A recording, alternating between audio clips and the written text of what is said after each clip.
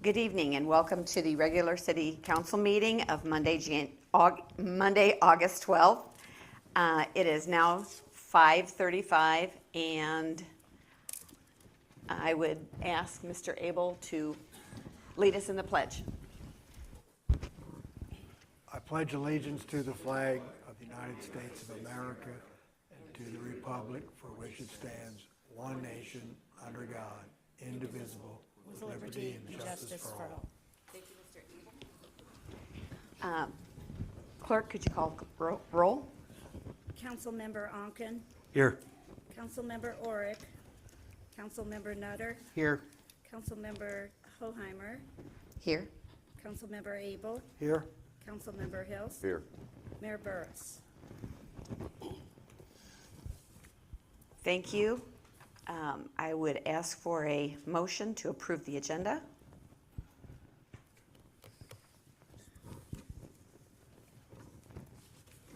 Madam Mayor Pro Tem, I move that the agenda be approved as presented. Second. Okay. The motion was made by Mr. Nutter and approved, or seconded by Mr. Abel. Madam Clerk, take the. Councilmember Onken. Aye. Councilmember Nutter. Aye. Councilmember Abel. Aye. Councilmember Hills. Aye. Mayor Pro Tem Hoheimer. Aye. Thank you. That moves us down to number 4, approval of minutes. I would be seeking a motion. Madam Mayor Pro Tem, I move that 4.1 City Council regular meeting of July 22nd, 2024 at 5:30 p.m. be approved. Second. Thank you, Mr. Nutter. Thank you, Mr. Orick. Any questions, concerns? And Mr. Onken. Or Onken. Mr. Orick. Starts with an O. Any questions, concerns? Take the roll.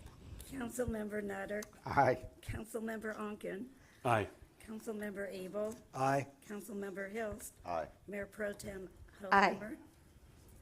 Thank you. That brings us to public input. And if anybody would like to approach the podium, please give us your name and feel free to come up. Hi. My name is Jerry Stevenson. Oh, thank you. I'm here to speak about the homeless situation here in Pekin. I'm sure you've heard it from a lot of people. I'm not here to complain. I'm here to not really offer a solution, but maybe a way to control some of the chaos.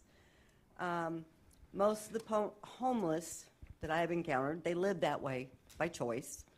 The people don't want to have that lifestyle. They seek it out, the help that's offered, and try to find a better life. They have that right as citizens to live as they choose.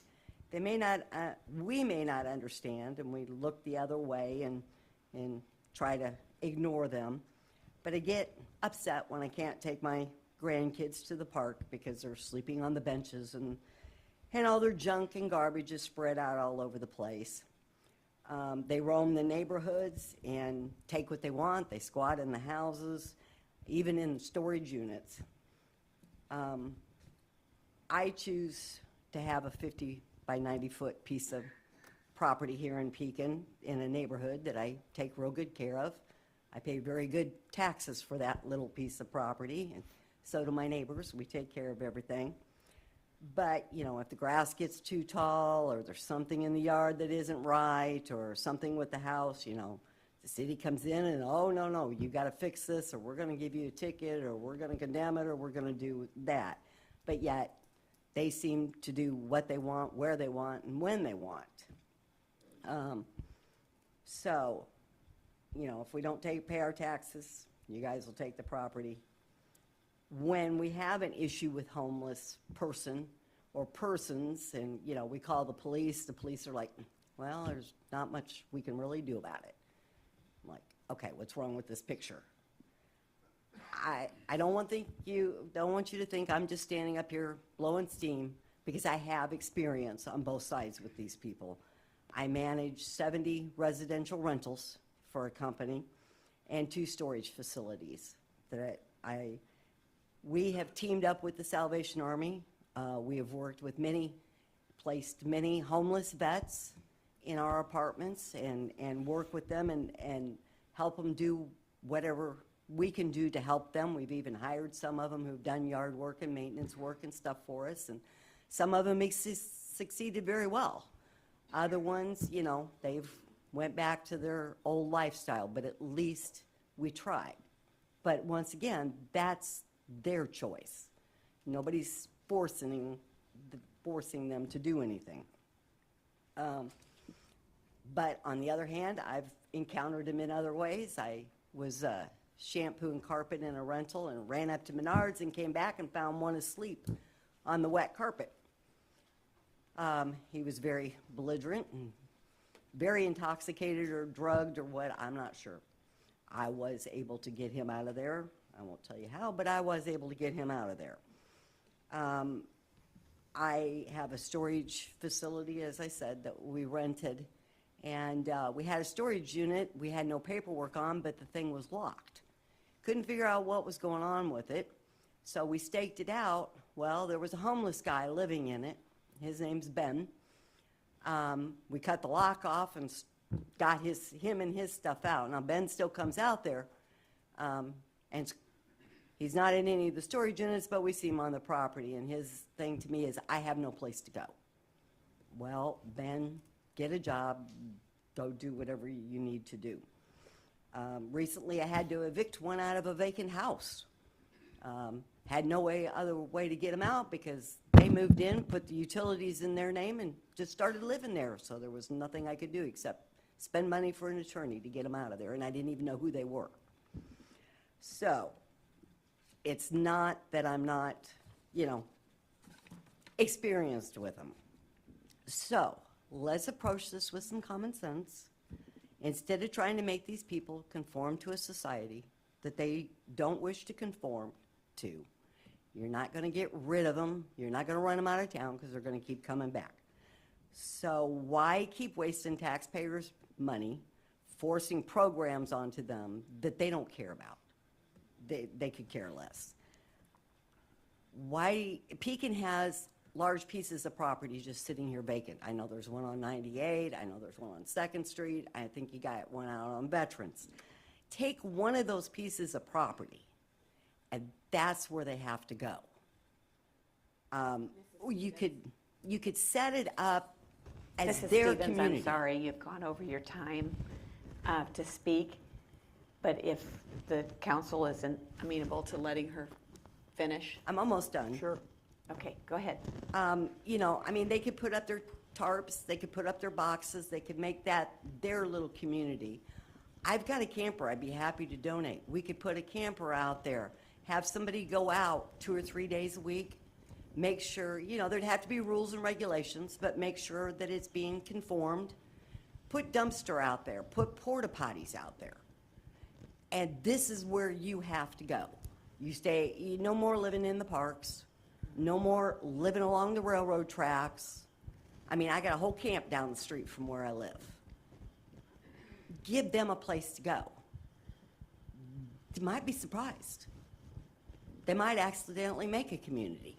And there'd have to be rules that we would have to put in and enforce, but instead of making them conform to us, they could have their own place to conform to. Thank you. Thanks.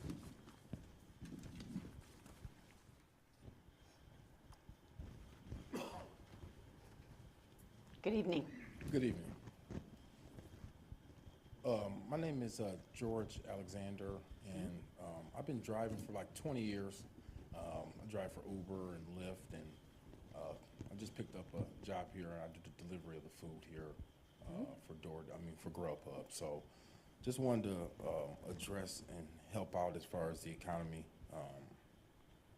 with the transportation here in Pekin. We have a lot of nice establishments, but people are having a very difficult time getting back and forth to work. In addition, as far as to also, people are having issues getting food deliveries. So myself and Eric's here with the Small Business Development Center, and just wanted to see, looking to start a ride-share service here in Pekin. We'll let the employees take the cars home, and we got a lot of establishments we can help, decrease the DUIs here, because after 8 p.m. there's no transportation. If we needed a ride right now, we couldn't get there. So just wanted to see if there's anything I can help out with. I do have a list of a lot of employers and things, WinPack. There are some issues, and I've been told by some customers that a lot of people are having issues getting from the airport to the hotels here. Right. There is transportation here. The City Link is here Monday through Friday, but Saturdays and Sundays, people can't get to work, Right. especially at 4:55 in the morning when they have to be at one of the factories here or any other employers here. So, Correct. I'm just saying, as far as I know the development incentives, I want to see if there's anything that the city of Pekin can do to help out. Seeing if I can possibly, as far as take any grants or any loans that would help the business, and we can get Pekin moving. Well, I could certainly get you with Josh Ray, and you can discuss with him. He would be the go-to. Okay. So he's here with the city, Mr. Ray. Okay, great. He'll get with you. All right. Thank you. Thank you.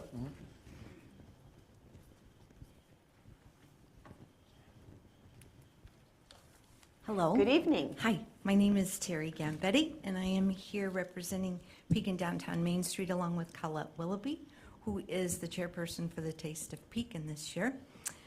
We have a funding request on the agenda later. I think it's last, actually. Pekin Downtown Main Street is a non-for-profit. It's a 501(c)(3).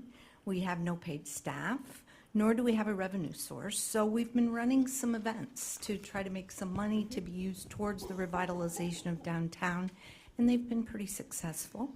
So we're trying again. Last, with the Taste of Pekin, which would be September 4th it's a Wednesday, from 5 until 8 p.m. Last year was the first time running the Taste, and we had approximately 800 people that enjoyed the 9 Pekin restaurants that were selling their tastes. And ran out of food. And we ran out of food. It was very We ran out of successful. tickets. We learned a lot. Yeah. We learned how to plan for a lot more this year. Their specialty items ranged from $1 to $4, so it is a very nice, affordable family event.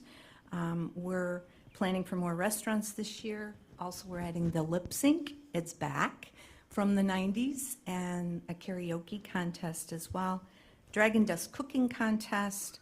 We're selling the bicentennial book that evening, and also Marigold merchandise. We're sending press releases, obviously, to all of TV, radio, and print to attract area residents from outside of Pekin. So we are seeking $2,300, and that covers the items that you don't really see that it takes to make a successful event, like insurance necessary, porta potties, police security, the stage, things like that. So thank you for your consideration, and I'm happy to answer any questions that you might have. Thank you for all you do, Terry. Sure. Thanks. We look forward to another successful Taste of Pekin. Thank you.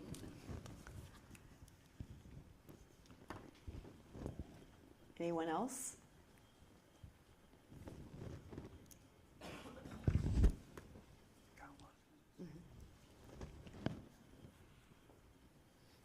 Good evening. Good evening. How's everybody doing today? Great. Name is John McNish. A couple weeks ago, maybe 3 weeks or so ago, I came up here and gave you guys what I thought was a pretty good top 10. So I'm going to break one of those out here at this council meeting. On January 8th, it was 2 hours, 21 minutes, and 14 seconds is how long the meeting was here. January 22nd was 1 hour, 28 minutes, and 44 seconds. February, there was no video online, February 12th. February 26th, it was 3 hours, 39 minutes, and 50 seconds. March 11th was 1 hour, 26 minutes, and 42 seconds. March 25th was 1 hour, 9 minutes, and 59 seconds. April 8th was 2 hours, 21 minutes, and 14 seconds. April 22nd was 3 hours, 49 minutes, and 16 seconds.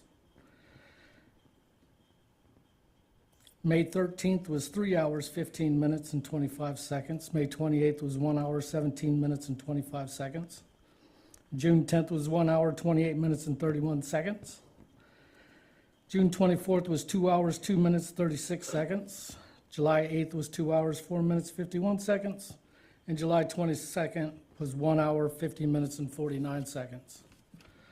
On March 11th, this council voted to reduce the public comment time from 10 minutes to 5 minutes.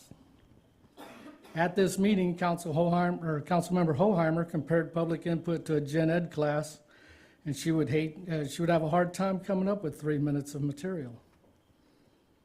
Councilmember Abel stated he wanted to fall in line with other communities.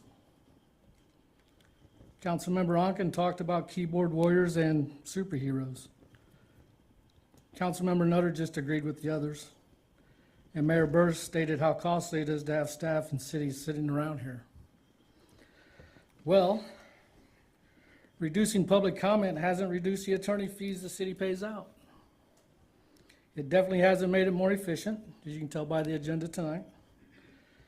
If the finance director would just, get to the point and stop sugarcoating, that would help reduce meeting length. If the attorney would come prepared with the info needed for the agenda items, that would help. The majority of the time is taken by the finance director, the economic director, and the city attorney. Let's start looking at reducing their time. I also noted whenever executive session goes in, there are like 10 to 15 minute breaks before and after. Let's tighten the belt up. The city is, I believe, I'm not sure what the number is. It could be 7 million, 11 million, 80 million. I don't think anybody really knows. I found Mr. Abel's comments the most interesting, though. He said, I have no problem falling in line with other communities. If true, when does the city remove itself from the school bus service? And what about solid waste? We're the only community. Or was Mr. Hilst just correct when he said, y'all just like to pick and choose what you want to fall in line with? I could stand up here for 30 minutes or so. There's plenty of material. I'd also like to know, can we get a status of the late audits? I mean, they're really late. So I'd appreciate it. Thank you.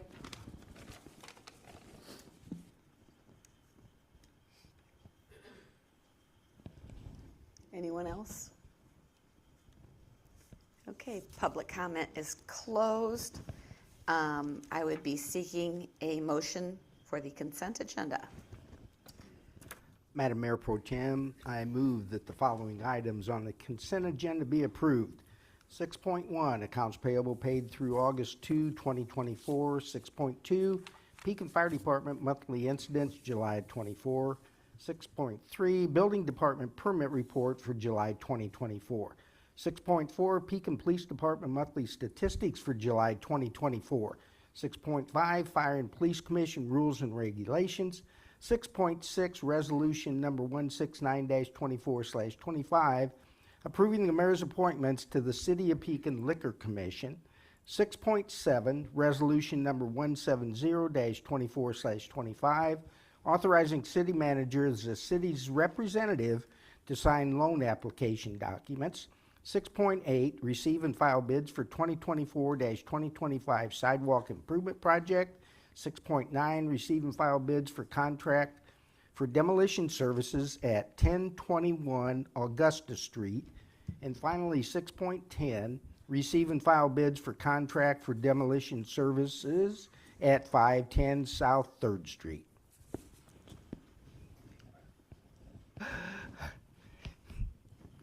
Could I get a second? Second. Thank you, Mr. Abel.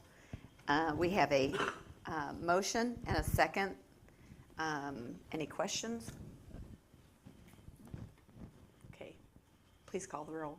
Councilmember Nutter. Aye. Councilmember Abel. Aye. Councilmember Onken. Aye. Councilmember Hilst. Aye. Mayor Pro Tem Hoheimer. Aye. Let's move on to unfinished business. I would be seeking a motion for 7.1. Madam Mayor Pro Tem, I move that resolution number 167-24/25, directing staff to bring forth TIF incentive agreements to award for the TIF Building Improvement Program be approved. Second. I received a motion from Mr. Nutter and a second from Mr. Hilst. Mr. Dossi. Thank you. I'm going to have Josh Ray speak on this. Thank you, Mr. Manager. At the council's meeting on May 28th, staff presented the 2024 Building Improvement Program open to any commercial property in a TIF district. That program was to fund up to $110,000 of awards at no more than $50,000 per award and no more than 50% of eligible project expenses per award. Staff published the program. There were 15 applications received. There's a summary sheet in the packet that was also distributed at the prior council meeting, and the 15 applications themselves were distributed to council members at a prior time. So at the last council meeting, there was a motion to postpone this item so that the council could have more time to consider, review the applications. That's why it's back on your agenda tonight. So we recommend funding the projects at full request until available dollars run out, rather than making several small grants. It's different than what was necessarily done in the past, and certainly council has the prerogative to award how they wish. As that would go, the resolution is created such that it would award the top 2 grants, and then the money that's additional money of that $110,000 that is available would then go through that priority list that you see in the resolution, which is the priority list that EDAC recommended. And basically I would call up, number 3, ask them if they would like the money to make the project happen. If they say that's, we're not gonna be able to do the project, I would move on to number 4. Okay. If none of them want it, I would report that back to council. That's how the resolution is drafted. By all means, you can make amendments however you'd like to fund, and I'm happy to take any questions. So Josh, if someone was going to do a $50,000 project, we would give them 25, half of it only after they gave us receipts, right? That's correct. They would pay for the full project costs. They would finish the project, have to have their final inspections done for any permitted work. We'd have to have a W-9 on file. I'm going to check the projects and make sure that the intent of the agreement was actually completed, in addition to the physical work that the building official would be inspecting. And do you have people that have not been able to do that project, and we never were able to give them the money? Does that happen? Yeah, it's happened before. Some folks have either not fulfilled their project, and therefore we never wrote a check. Okay. So Yeah. we don't give them money up front. Correct. Okay. Questions? So just as a clarification, we are going to vote on these projects that are listed so you can move forward with Jacob and Klein to draw up the agreements. That's correct. Just, we didn't want to go to Jacob and Klein and ask them to draft 15 agreements when only 2 might be approved, so. Okay, and the follow-up to that, I'll just say this categorically. So the first 2 get approved, there's $10,000 left. So how are we gonna decide out of those 1, 2, 3, 4, 5, how are you gonna divvy up the 10,000? What's your thought? So as section 3 of the resolution is written, I would go to the first one on that list and offer them the full amount. And, you know, that's much, I think they were requesting of the full 50,000. Right. So if the 10,000 can help make their project happen, great. If not, you know, they deny it, I'll move down to the next one on the list until I run out of names. And if nobody wants it, as it's written in the resolution, I'll report that back to city council and we just won't spend it. So we could approve the first 2, but wait on another meeting for the following ones? Is that what you wanna do? Yeah, that would be how it would work out as far as approving the TIF agreements, is we would ask Jacob and Klein to go ahead and draft the first 2, and then if tomorrow the third one accepts, we could have it at the same meeting, otherwise it might, you know, take an extra meeting. Okay. Mr. Hills? Well, I'll just say, I think the best thing to do with that money is just to leave it all in our TIF reserves right now, since we don't have money for some of our larger street projects. We're not caught up on our TIF audit reports. We've had a lot of TIF money going back and forth the last few years, being transferred from one TIF fund to another. Some of the TIF funds haven't been used, they've been put back in. Some have been carried over to the following year. There's just a lot of money being thrown around with all these TIF funds, large amounts of money.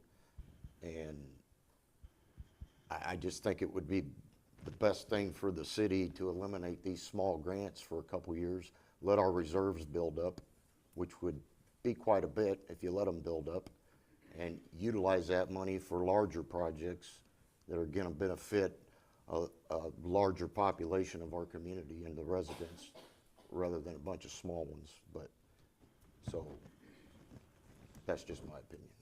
Thank you. Anyone else? Okay. Yes. I concur with Mr. Hills. As we move on into this agenda, there are large dollar amounts.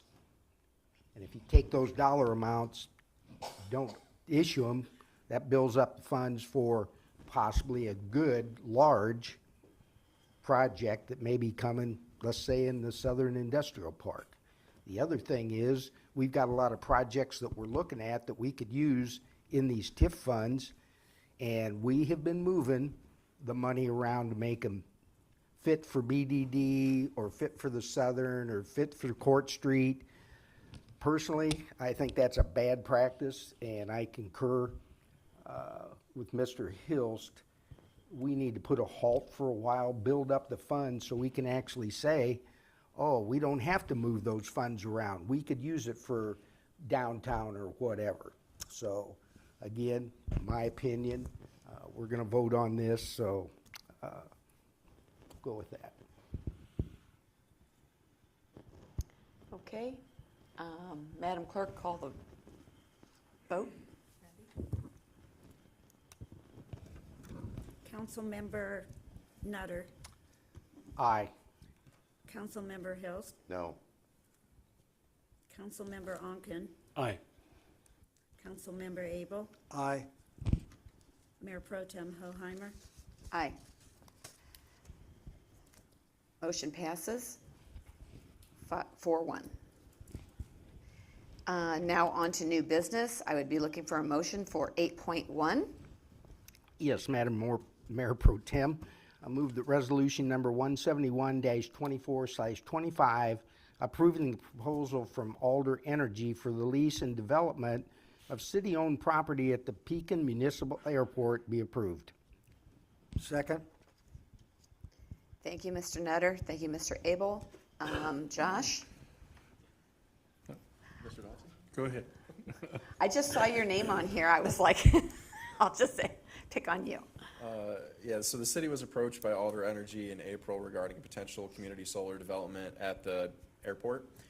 Staff held some initial discussions with them, and the concept seemed like it would be beneficial to the city, so staff published a RFP in June seeking proposals to the general public for any community solar development at that airport. Alder was the only respondent, and their proposal is attached. I also want to note that representatives from Alder are with us this evening electronically via Microsoft Teams. So hopefully they can hear, if you wouldn't mind if I could do a sound check real quick with them. Be great. Can you hear us okay, Michael, Craig? Yes, loud and clear. Happy to be here. Yes, thank you. Wonderful. So the land, oh, and by the way, Mike Cruz, interim airport manager, is also with us to speak on anything airport operationally related. The land is currently being farmed. It earns the city about $4,200 per year in revenue. At the proposed lease rate for the solar development, it would be approximately a net gain of $55,800 per year. That presumably would go to the airport fund. That's assuming that that full area is actually used for the lease. Depending on the FAA studies and everything, it could be less than the full 30 acres that's proposed. Those are things that are still to be worked out. This land can't be used for much given its proximity to runways, so staff believes that this is the highest and best use of the land. Unused land will continue to be farmed, and there is significant land being retained for future development of the airport, including potentially additional runways and hangars. Like I said, Alder is available. They can discuss the benefits of the community solar program, which is a regulated program where people can subscribe to lower their energy costs, so they can talk through the details of that if you'd like. But ultimately, staff does recommend approval of this resolution, which selects Alder as the entity that we're going to work with on a solar development, and we'll work out a lease and terms, and then that will come back to the council for final approval. Questions, comments? Yes. It's kind of a no-brainer if we're getting 4,000 something now from the farmland. This is a potential $55,000 a year revenue source for the city and the airport. I see no downside yet unless I'm missing something. I agree. Is that, did I read in there where that's, that 55,000, that's if it's fully built out? Correct. If they utilize the full 30 acres, it would be about $55,000 a year. So if they only use 10, it would be a third of that. Is that the plan, to use all 30 right up front? That's the idea, yeah.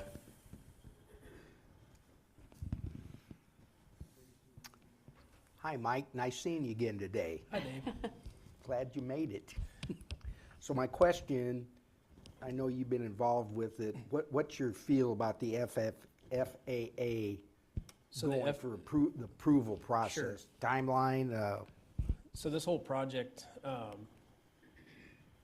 it'll be at minimum 2 years in the planning and development stage, permitting, et cetera, FAA approvals, county approvals, all that type of stuff.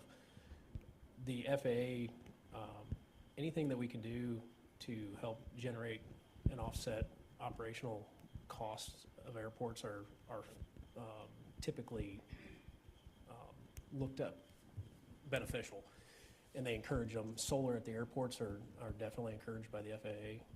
It's something that they do like to see. This isn't a net metering type of deal. This is a community solar project, so we are benefiting the community as well as the operational funds of the airport. Obviously, anything we can build on the ground out there is better than, it's a bigger revenue generator than farming. So when we look at the future expansion of the airport and aviation in general in Central Illinois, we can only grow so fast, and it's taken us 60 years to get to this point where the airport is the size that it is. So this is a low impact use of the airport. It's in an area that's couldn't really be utilized for a whole lot of other things, just due to constraints by the FAA, the runway setbacks and stuff like that, so. Well, I just want to get an idea timeline-wise, especially when you see FAA in there. So, Michael and Craig can actually speak to this a little bit more, but Ameren is probably going to be the biggest holdup in the entire system. Their interconnect permit and agreement, it takes quite a while. So what we need to do is we need to negotiate a lease with options, and then once they do that and they know that they have a land secured, they'll submit the application to Ameren, and at that time, that starts the clock for Ameren. The FAA stuff really only takes about 6 to 8 months. There's some environmental reviews that have to go take place. All those costs are borne by Alder.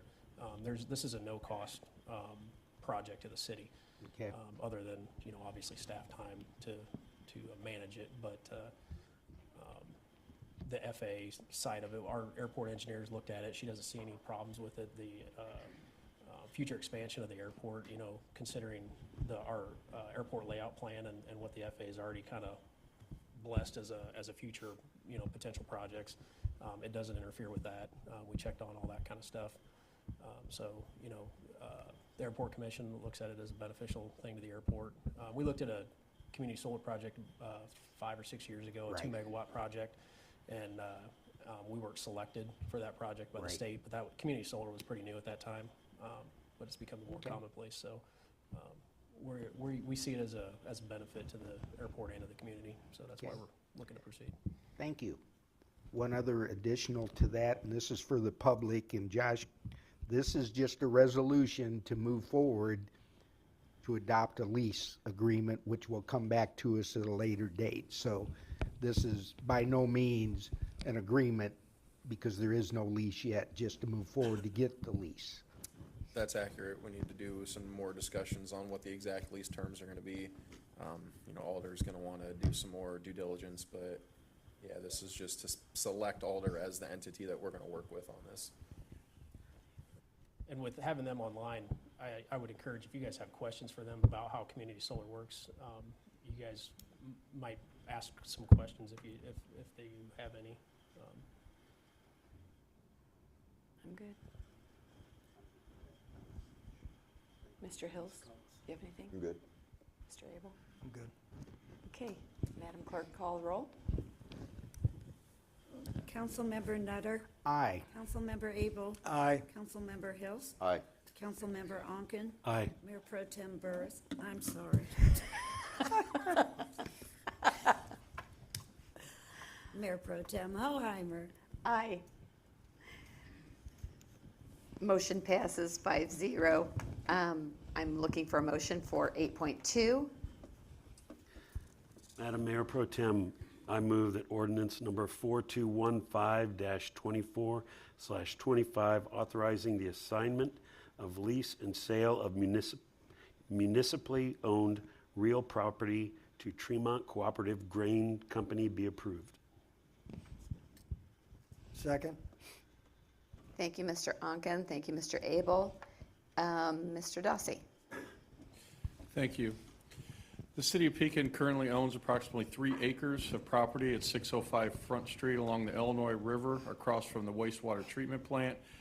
It's currently leased to CHS. The lease for use of the property that is improved with a grain elevator and other associated equipment goes back to 1983. This lease was assigned from the Sauer Company, the previous owner, to Toman Grain Company in '89, and then from Toman to CHS in 2012. CHS now intends to assign the lease to Tremont Co-op that has expressed an interest in purchasing the property rather than continuing the lease. The current lease would exist for 7 more years, earning the city approximately $28,000 per year. Tremont Co-op has agreed to a purchase price of $100,000, or approximately 3.5 years worth of lease payments up front. The property is currently unused by CHS and is in a state of disrepair. The lease agreement does not require the leasee to remove any of the structures or equipment, which is grain storage tanks, elevator scales, conveyors, augers, etc. And upon expiration of the lease, the city would be stuck with the property as is at the end of the lease. Tremont Co-op intends to move the property so it can be brought back or to improve the property so it can be brought back to full operation. Staff sees no city use for the property, and the city cannot sell this property to any other party for at least the next 7 years. Staff is recommending approval of the sale of this property. And just of note, if approved, the city will need to consider a subdivision petition since the property is currently a part of the larger parcel that the city's wastewater treatment plant is on. And Josh Ray can answer any questions or speak a little more on this. Okay.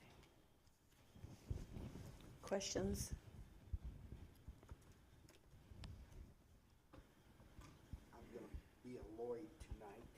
I'm going to be a Lloyd tonight. And this goes back to previous property sales. Do we have to put out an RFP to sell that property? Even though somebody reached out to us, is there anything in our ordinances that spell that out? Because prior practice has been to put them out for bid. Yes. Last example was Roger Brotherton's sale. So I just want to make sure that either one of two things, we be consistent, or if we don't have an ordinance set up or established, that we consider that so we don't go through this over and over again. Because there's some property I know people are interested in, and if that's how we're going to do it, and that's the policy, okay. So I'm looking for consistency with that. Yeah, generally, I would say that the policy is to do an RFP before we sell property. There's exceptions to that. This is one where, we can't sell the property to anybody else because we're under a lease agreement with CHS. So, I mean, even if we did an RFP for it, it would be 7 years before we could sell it to anybody else. That said, we didn't want to waste the time or money on doing an RFP. Not that it's particularly arduous, it's just an extra step. I get it 100%. So did the city set the $100,000 price? Well, we talked about it internally a little bit, and ultimately it was our offer, and they went back to their corporate whoever, and they accepted it. Okay, and the great thing is we don't have to worry about what's sitting on the property. Exactly. Right. That's a lot of the money if number they one. demo it. So, And we do expect, I mean, they're planning to invest, I think, somewhere between $1.5 and $2 million into this property. It's gonna become private property. That'll be improvements to the assessed value. Property taxes will likely go up. I don't really have comps on this kind of property to tell you what that's gonna be, but my best guess is $20,000 to $30,000 of extra property tax revenue. right. Well, I'm in favor of the project, absolutely. I just want to clarify that we haven't set a precedent. Now we're going to change it. It's just do whatever, whenever. So, Yeah, I think our policy on consistency is to consistently be as efficient as possible. So that's what we're trying to do here.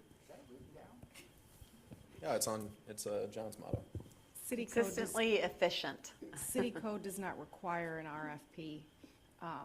The city code just simply says that the corporate authorities can negotiate the price and terms of the sale that the council determines is in the best interest of the city. Questions, concerns? Madam Clerk, call a vote. Councilmember Onken. Aye. Councilmember Abel. Aye. Councilmember Nutter. aye. Councilmember Hills. Aye. Mayor Pro Tem Hoheimer. Aye. Motion passes 5-0. I would be looking for a motion for 8.3. Madam Mayor Pro Tem, I move that ordinance number 4216/24/25, approving an amendment to the tax increment financing agreement with Center for Prevention of Abuse, extending the deadline for project completion, be approved. Thank you, Mr. Onken and Mr. Nutter. Mr. Dossi. Thank you. Previously, council approved a TIF agreement with the Center for Prevention of Abuse in the amount of $10,000 to incentivize the development of a new location in Pekin. Based on the current terms, the center has defaulted by not meeting the agreed-upon timeline for development. However, because of an outstanding zoning issue that had to be resolved by the city, the center was now not able to close on the property on schedule. The center has now closed on the property, has issued an RFP to hire an architect, and anticipates they will be able to meet the following new deadlines. All variances and site plans will be approved within 6 months, a complete foundation by November 1st, 2025, and complete project by November 1st, 2026. Staff is recommending approval of this ordinance, and Josh is available with any questions. Questions, comments, concerns? Nope. Madam Clerk, call the vote. Councilmember Onken. Aye. Councilmember Nutter. Aye. Councilmember Hills. No. Councilmember Abel. Aye. Mayor Pro Tem Hoheimer. Aye. Motion passes 4-1. I'd be seeking a motion for 8.4, please. Madam Mayor Pro Tem, I move that ordinance number 4217-24/25, approving an amendment to the tax increment financing agreement with SPWT to clarify the project area and description be approved. Second. Thank you, Mr. Onken. Thank you, Mr. Abel. Mr. Dossi. Thank you. I'm going to ask Josh Ray to go through this. It's a little bit complicated, and I know there were some questions on this from some council members. Thank you, Mr. Dossi. So the owner of SPWT, which is the rail house, had inquired about some of the terms in the TIF agreement that the city approved about a year ago, which was to assist in the reconstruction of the parking lot behind the rail house. You might have seen that work is all but done. The agreement currently only accounts for a portion of the physical work and the costs associated with the project. It did not account for the work being done on the Union Missions parcel, which the rail house has a lease for 25 years. The owner would also like the temporary, quote unquote, public parking area to be used by other business patrons to be designated to one of the parcels instead of the entire parking lot. So those changes were summarized in the packet. Basically, we're adding the second parcel, showing that it's a much larger project, and the city is not funding almost all of it. We're funding only a portion of it. It's about a $270,000 project, and the incentive is $150,000. And then it clarifies that only one of those parcels will be allowed to be used by patrons of other businesses on that block rather than the entire parking lot. So there's no change to the city's financial obligation here. Remains at $150,000 regardless of the vote on this amendment. It's just something that we want to bring before the council for consideration. So just verbiage, basically. I mean, there's some material difference here, right? We're acknowledging the larger project than what was previously in the agreement. But yeah, no financial change. Okay. Questions, concerns? Yes, I do. So, first of all, I'm a little confused why the agenda item says to clarify the project area and description, because it was blatantly clarified when it was approved last August, and it was brought up multiple times during that meeting for discussion with the council and the business owner, that was specifically going to be for the parking lot behind the rail house. Multiple times that was brought up. So it was clear and clarified to everybody what we were voting on back then. And the comment was even made, if you wanted to include that Union Mission parking lot, there would have to be an amendment to that resolution that night that we voted on it. Not one person made a motion to amend that. So it wasn't even voted on to amend it. So everybody knew when we walked out of this room that night, after that agreement was approved, what the scope of work was that was included in that agreement, including the business owner. So to turn around and have a contractor go out and do a bunch of work under that TIF agreement that wasn't authorized, wasn't approved, and now come back to the council and ask us to amend it to include all that property and extra work that was done, I don't think that's right. And with that being said, I do have a couple questions on this as far as why it's being brought back. Because the business owner was pretty adamant too at that time that he was not going to spend a dime extra other than the $50,000 that he stated he was going to put towards that project, just for his parking lot behind the rail house. So if that particular lot, and we've seen two different estimates on that now, and both of them were over $150,000. So if the allotted amount of money that was awarded for TIF funding is going to be used up just on his lot alone, what's the purpose of including the other lot under the TIF agreement if we're not increasing our $150,000 awarded cost that we already approved? Because that's all going to be spent up on the lot behind the rail house, correct? Yeah. So my opinion would be that right now it looks like the city is paying $150,000 for a $158,000 project, when really it's a much larger project. And But it's not a much larger project because that's what was approved.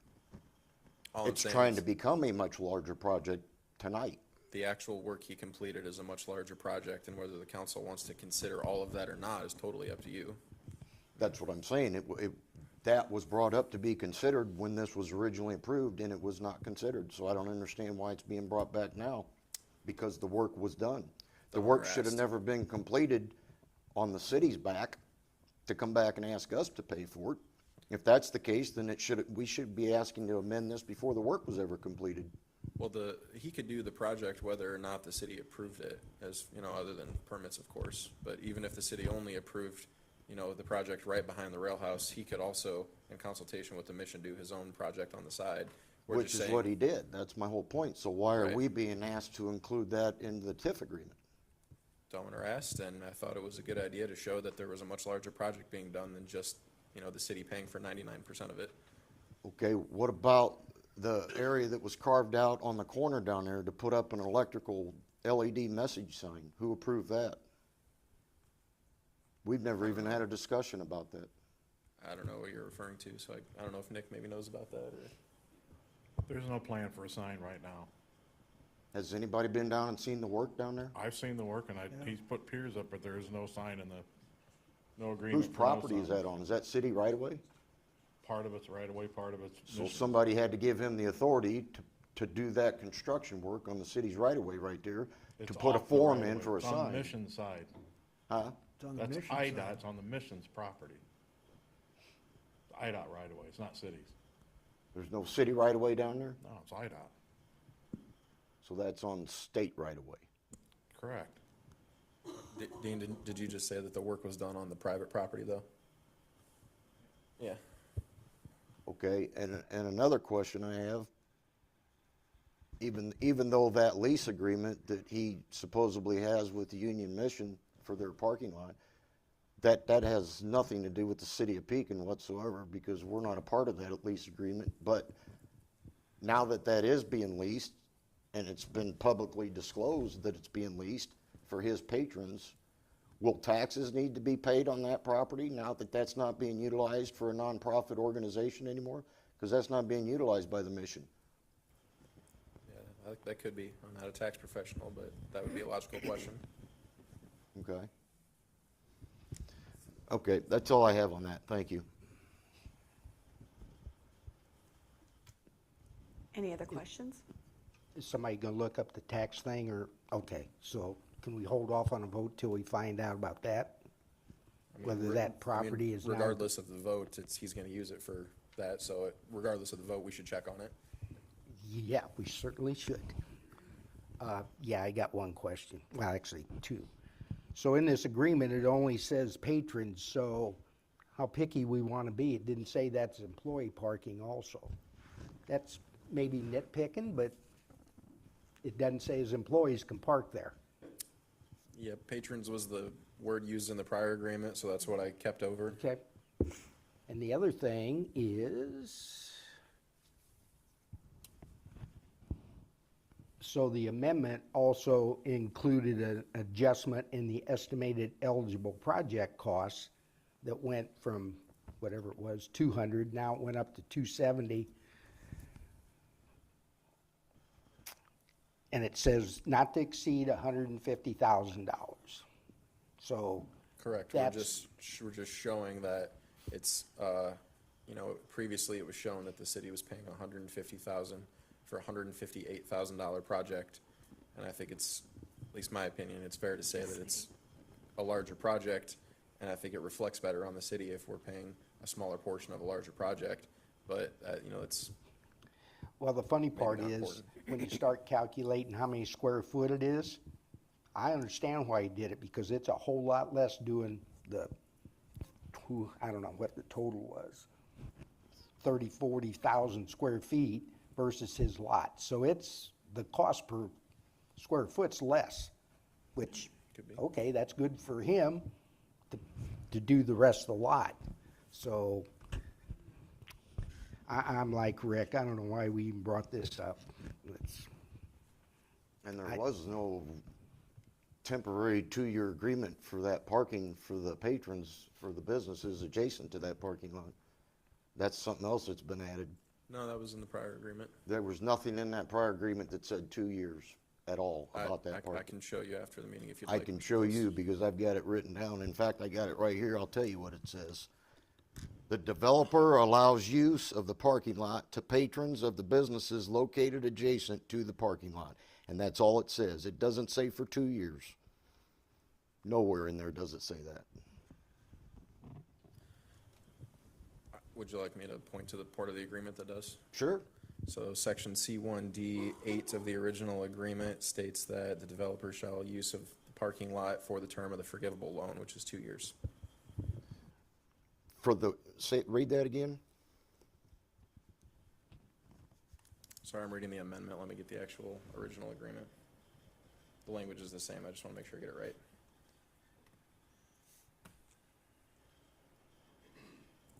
You said that's section C? Yes. Okay. There's a whole list of, you know, like 1 or 2 sentence items there. Mm-hmm.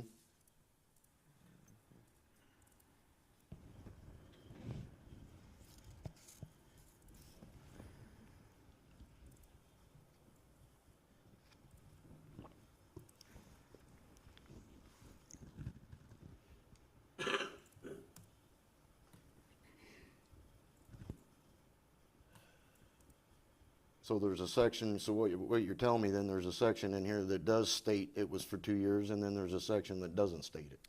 There is a section that is more specific than the section that you read, which is less specific.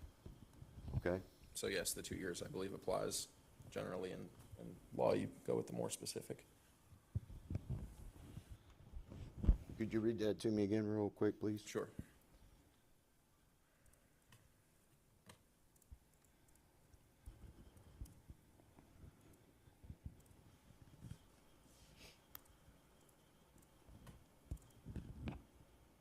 Okay. So we're looking at section C1D, and then it's the last one under section D there. The developer allows use of the parking lot to patrons of the businesses located adjacent to the parking lot. And that entire section is for the, as you would see in section D, the term of the forgivable loan, which is 2 years. So it doesn't state 2 years on that specific sentence. Correct. You're just going above that where it says it's somewhere else above it. Correct. Yeah, so they get half of the principal loan amount forgiven, provided that they follow those conditions for the 2 years, and that's one of their conditions for the 2 years.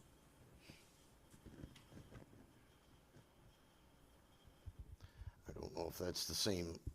I don't have the section written down next to mine, but I'll look at that. Thank you. So, And if that's true, I apologize. I stand corrected problem. on that. so after the 2 years, according to the way that's written, he could just use that for his parking lot only. That's the opinion that we got. And from Jacob McCline as well. Okay. I want to go back to Dean. Okay, that's in the state right away for the signage, the concrete footings. So the state actually approved it then? Let Josie speak on that, because she was involved in that. I don't believe those footings are in right away. It's Pardon? on Mission's property. It's on the Mission's property. Mission's property off the right of way. We don't own the corner, but it's on Mission's property. So Dustin's contractor set all that up then? ICCI to pour that in that spot on the Union Mission property. Correct. Yeah, we don't know what the agreement, I don't know that we've read the agreement between Union Mission and the rail house. You know, that's a That's private between them, property yeah. thing. It's not on right away. That's all I know. He's got a 25-year lease with them. Yeah, I understand We the don't 25. own that corner. That's what I want to make sure. We don't own it. The state doesn't own it. The State Union owns the Mission right of way. owns it. State It's has the right of right-of-way. way. Yes. Okay.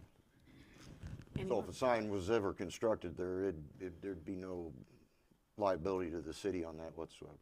They still have to get variances. I mean, he'd have to take it. For No, I mean, code we enforcement. wouldn't be responsible for paying anything for that. Any electrical bills or? No, no. Okay.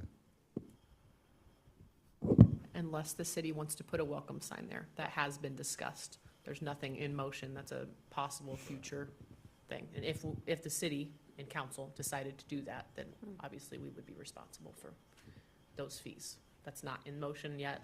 I just wanted to clarify that because that has been discussed. Any more questions, comments, concerns? Madam Clerk, call for the vote. Councilmember Onken. Aye. Councilmember Abel. Aye. Councilmember Hills. No. Councilmember Nutter. No. Mayor Pro Tem Hoheimer. Aye. Motion passes 3-2. I would be seeking a motion for 8.5. Madam Mayor Pro Tem, I move that ordinance number 4218-24/25, approving a tax increment financing agreement with Von Terra LLC for the redevelopment of 300 Buena Vista be approved. Second. Thank you, Mr. Onken, and thank you, Mr. Abel. Mr. Dossi. Thank you. The owners of the apartment complex at 300 Buena Vista have inquired about TIF incentives for the renovation of the buildings, specifically a partial rebate of the real estate tax increment, RETI, generated by the project. Staff has proposed a 50% RETI rebate up to the estimated eligible expenses of $375,000. And Josh Ray is available with any questions or comments. So no actual money, it would come out of taxes for 10 years? That's correct. There would be no upfront money or money reimbursed upon completion of the project. It would be whatever taxes are generated by the improvements, the city would rebate half of that back. This is a beautiful building. Love to see it brought back. Those people that are interested in historic buildings, I think, would agree. This isn't the apartments on the corner, right? The 3-story apartments? This is the house across the street? No, this is the apartment complex. Somebody needs to check the address then. It shouldn't be Buena Vista if it is. It should be Broadway. 300 Buena Vista is a three apartment complex On the corner of at Broadway. the corner Buena of Vista. Broadway Yeah, and Buena which has Vista. just been redone. Yeah, well, that was my next question. I thought that project was already completed, like months ago.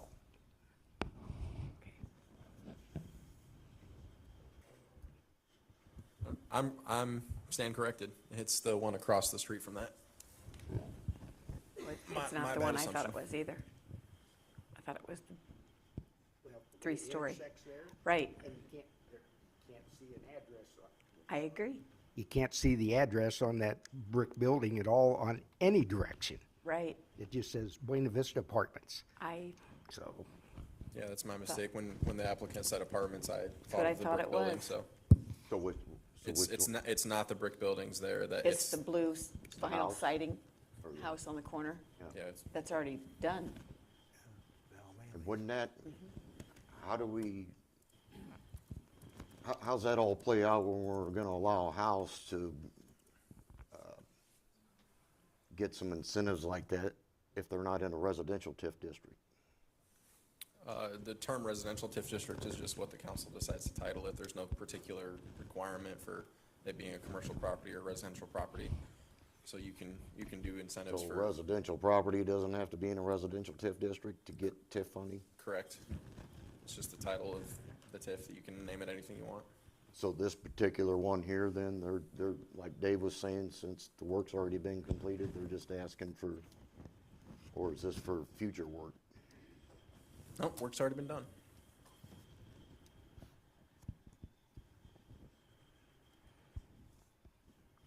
Sorry, I'm thinking. It's quite all right. I'm a little bit confused. Is this the house on the corner, or is it the brick apartments? The house on the Tall corner. house. Big tall house, okay. Got a lot behind it. Just got cited recently and a lot of work done on it. And here's the other thing, that property was 2 properties. It was 2 PIN numbers. Now it's 1 PIN number. And also, again, I'm gonna get on my soapbox about the assess thing. That property sold for little or nothing. The property taxes go down, so now we got an improvement, $375,000 worth. Again, we gotta ensure if that's the way it is that way. So when is the property taxes gonna be adjusted? And then that ties into the TIF side of it. Yeah, we have no control over the assessment. I beg to differ with you. Okay. Okay, that's one we'll agree to disagree on. So we do have control in a way, if we choose, if we choose to do it. And if Happy you to want, I'll discuss. explain that after the meeting. Sure. Any other questions, concerns?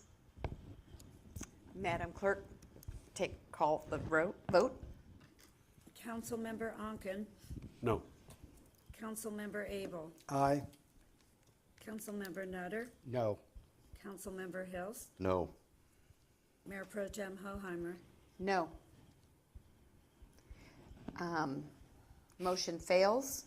I would be seeking a motion for 8.6. Madam Mayor Pro Tem, I move that number 4219-24/25, approving a tax increment financing agreement with Sud Family LP for the redevelopment of 111 North 6th Street be approved. Second. Thank you, Mr. Onken and Mr. Abel. Mr. Dossi. Thank you. I'm going to let Josh go ahead and take this one. Thank you. One thing I want to do is, real quick, just frame the discussion. This item and the next item are both TIF incentives, and they're both seeking, what I call upfront money, which is still money after the repairs have been made and we reimburse. But the pool of money that both of these items would be pulling from are the same pool of money. And that pool of money is $250,000 that was budgeted by the city. So I just want to make sure you're aware of that there is not enough currently budgeted to do both of these things. And that said, we can discuss the merits of both of them as the council wishes, without necessarily needing to vote and then go to the next item. So on this item, the Sud Family LP has inquired about the TIF incentives to assist with the next phase of redevelopment of the Sud building. It's a major office building located in the downtown area with the potential to host many employees. The developer has proposed a $200,000 forgivable loan and also a partial rebate of the tax increment generated by the project up to an additional $2.8 million for a total incentive up to $3 million. The city previously awarded the Sud Family Partnership $200,000 that was paid out over fiscal years 22 and 23 for previous improvements to the property. The terms of the proposed agreement include a $200,000 forgivable loan over 10 years. 50% of the real estate tax increment generated by the project would be rebated up to that $2.8 million if the taxes meet that. And then they are required to bring at least 8 new full-time jobs to this location per year for 10 years. And a new job would not include a job that is relocated from another location in the city. On a related note, just because this would be a long-term agreement, we want to make sure we can track it appropriately. Staff has implemented an online grant program software that allows projects to be tracked over time. It has automatic reminders to remind us to check on the jobs, check on whatever other requirements are supposed to be met each year. So it's that, it's another tool in our toolbox to help us monitor compliance over the long term. The last note that I want to make is that that pool of money that, or I guess there's two more notes on this project. Also on the agenda was a request from Classical Dance Academy to expand their business at this location. They moved from downtown to this location. Classical Dance Academy was in the top 7 that's on the priority list. They were not in one of the ones that was funded, so I wanted to make sure it was clear that that application for that small business to relocate there was considered in that pool of applicants, and this would be the larger building renovation that Classical Dance Academy would be a part of. The city budgeted that $250,000 for larger scale projects in FY25, with the concept being to award those dollars for high return on investment projects. That's all. Any questions you might have, I'm happy to take. Oh yeah, I don't know if you'd like me to also explain the next agenda item so that you can discuss the merits of both before you vote on one of them. Happy to do that as well. I know Executive Director Eric Hill is available tonight from Skills USA to also discuss. Would you like me to go through the next agenda item as well?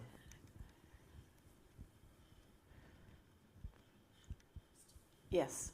Okay. Please. Thank you. So on the next agenda item, Skills USA previously presented to council their plans to relocate to a new location in the city and expand their operations, including add 10 or more new full-time staff. So staff prepared an incentive agreement utilizing a mixture of TIF funds and BDD funds to assist in this expansion in the total amount of $140,000. While the agreement would be with the private entity S&H Investments, the terms of the agreement include protection to the city that this facility will be used for Skills USA as it is intended. Part of those protections include that the property must be continuously occupied by Skills USA for at least 10 years. The property must be continually owned by that same owner, S&H, for 10 years.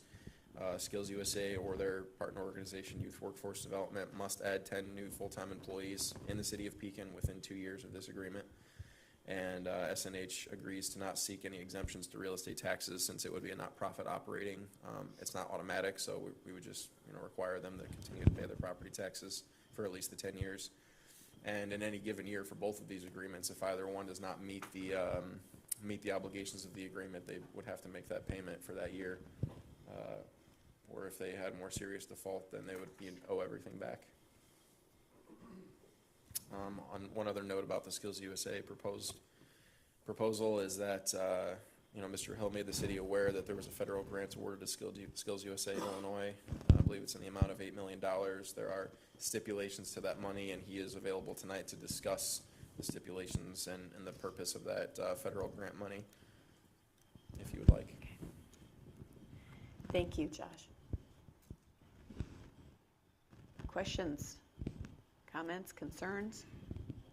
Yes.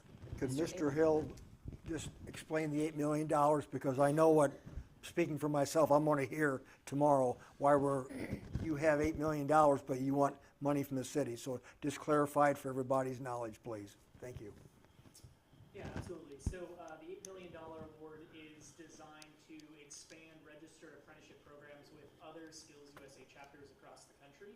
So I'm the director of the Youth Workforce Development Foundation who wrote that particular grant, and Skills USA Illinois. So Skills USA Illinois will be a recipient of that grant, but it's a 4-year grant. $4 million of the $8 million has to go back to employers to incentivize employers to hire and build out youth-focused apprenticeship programs. So when we're looking at the entire impact to the city of Pekin, not that $8 million is not going to live just here alone.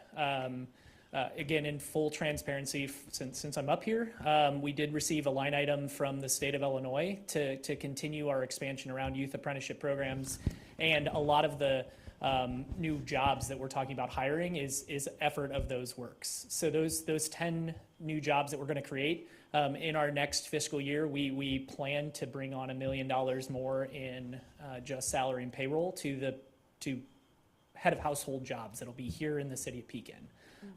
We see that grants are wonderful. That's not going to be the long-term efforts. So we're looking at employer buy-in. We're looking at obviously federal grants and state grants to continue our work.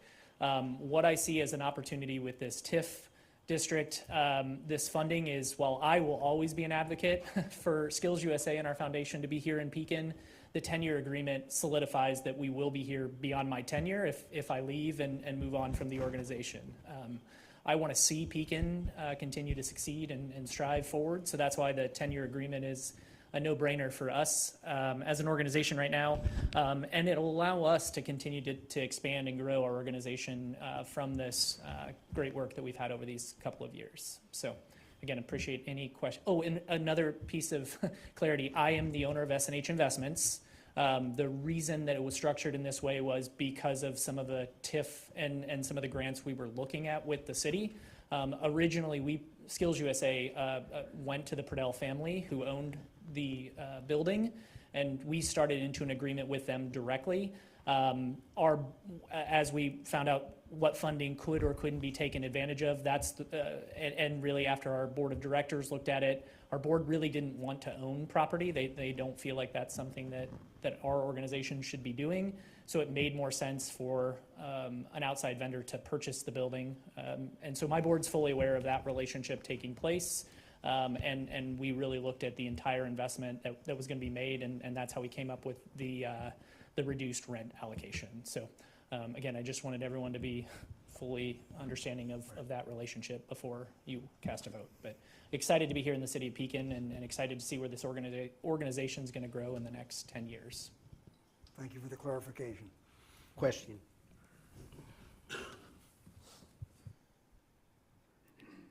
Do you own the entire property or just the Caldwell Banker section of that property? S&H Investments purchased the entire property from the Pradell family group. Yep, the whole building. Okay. Skills USA takes up about 65% of that building. Madam Mayor Pro Tem, if I could just add that representatives from the Sood family are also with us tonight, if you have any questions for them. Okay, great. Thank you. Anybody have any questions for the Sood Family Foundation? Not for Sood, but I got a couple comments I'd like to make about the 3 projects that are out there, if I could. Sure.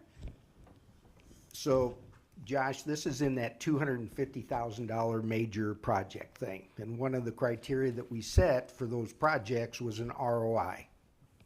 I didn't see any ROIs in there. Okay. Yeah, so I think the large draw as far as return on investment goes for both of these projects to the city, there's not going to be sales tax generated by either project. There's presumably going to be property tax increment generated by either of them. It's hard to say how much with a renovation project, but the real draw for both of them is the new jobs that they intend to create. So you're going to say that ROI is not necessarily money, it could be personnel?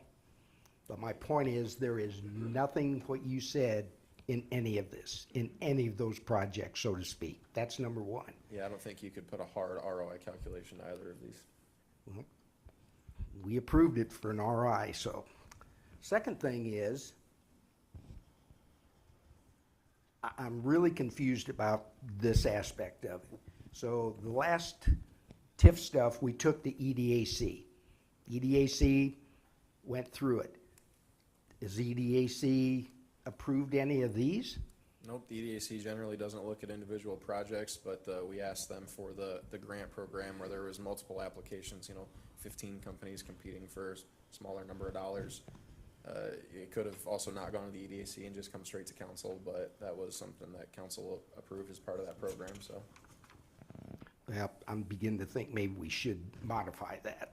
The other thing is, so one of the other aspects of the previous TIFs was we don't want to go to Jacob and Klein and fill out an agreement if it's not going to be approved by council. So we went and we got the agreements with Jacob and Klein on 3 of these projects.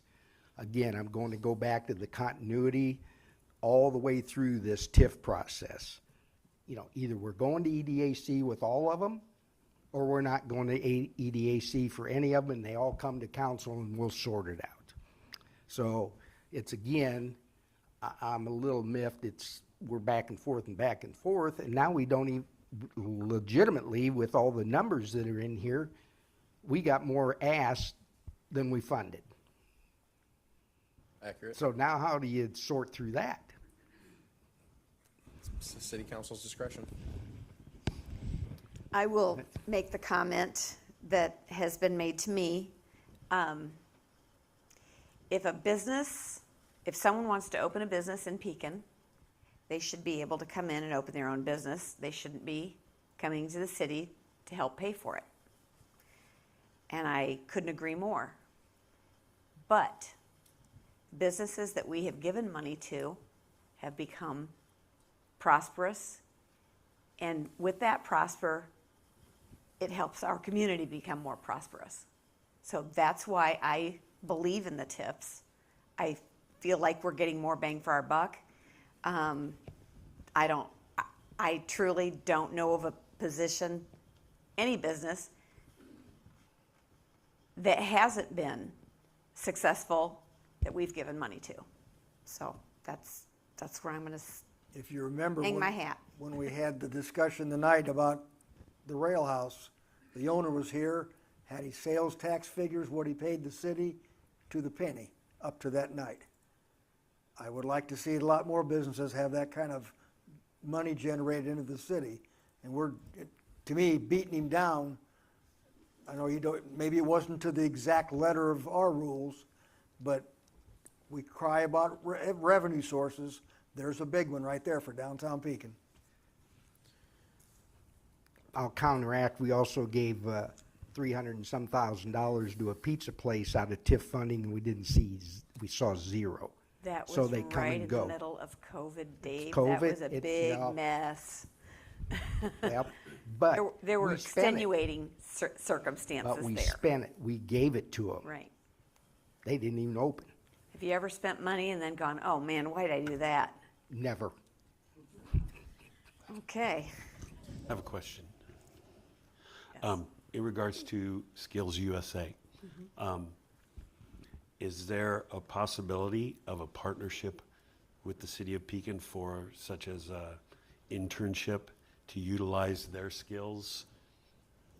Eric, you're up. So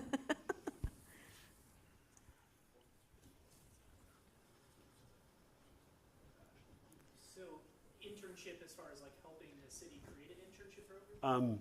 Possibly, with I know being at the high school, I know some of the fabulous IT people you have, students and things like that. Yeah, absolutely. I mean, I can tell you, we just had a. There we go. Is that working now? Yes. Sorry. I can tell you, we just had a young lady that won the national Skills USA competition from Pekin High School. Just was hired on by us as our IT person. So the number one thing that we do with Skills USA is working with employers, organizations, and municipalities, in all honesty, to help build out youth-focused apprenticeship programs. So absolutely, I know I've talked to Mr. Nutter about that on several occasions, the opportunities that the city of Pekin has, all of the different branches and areas that our students could be working in or job shadowing in. I think that's an incredible opportunity for students. It's a project that we've been working on with the Illinois Water Workers Association and several other organizations on how we can get more students involved. But yeah, I would love to talk with ways we can partner with the city of Pekin more and getting more of our students working here or at least interning or job shadowing. Eric, as an addition, I want to clarify something. So the jobs that Skills USA will generate, no matter what business it is, it's going to be in Pekin. Is that correct? I'm so sorry. I want to clarify that. So the jobs that was spoken to in the agreement are actually going to be Skills USA employees. So that's our organization hiring good high-paying jobs to help build out our organization. Internal, so that they'll be paid by Skills USA. That work that those people are doing are helping other employers build and hire and create opportunities for students to go work at employers. So sorry for the confusion there, but no, Skills USA plans to add $1 million to our payroll over the next 12 months, and over the next 2 years, we will add at least 10 employees, full-time employees of Skills USA. And again, those are head of household income jobs. Yeah, say that 10 times fast. No, sorry for the confusion on that. Thanks for the clarification. You bet. Madam Mayor Pro Tem, if I could just offer a comment about return on investment. I think Mr. Nutter's correct in that ideally, out of this pool of money, I would like to bring you a pretty good calculation that says, here's what we estimate sales tax to be, property tax to be, whatever the case, over a certain number of years, we're gonna get our return on investment in 3.5 years. We've discussed that about some other potential very large projects. Sure. I don't, I can't really do that for these. I think that the jobs are what you could hang your hat on if you decide you want to fund these. I think they're, Sud Building is a major building downtown that could have a lot of employees in it. I think that Skills USA is an excellent program, a workforce program that's, housed here in the city of Pekin for the entire state. But I can't give you a hard return on investment for these. So if that's what you're looking for, I don't think I can give you that. Well, even if it just had a category that was in their ROI that explained why you can't give it. Even if that's check the box. And, this is the first cycle I've been through with this council, Yes. certainly learning what you all want and are, don't necessarily care to see, and we can always make improvements. And if you want to set harder, don't bring this to us unless this is here, we can do that. It just didn't feel like it was my place to say no to these folks at this point. Fair enough. Thank you. Thank you. Any other questions, comments, concerns? Madam Clerk. See, you just became the mayor.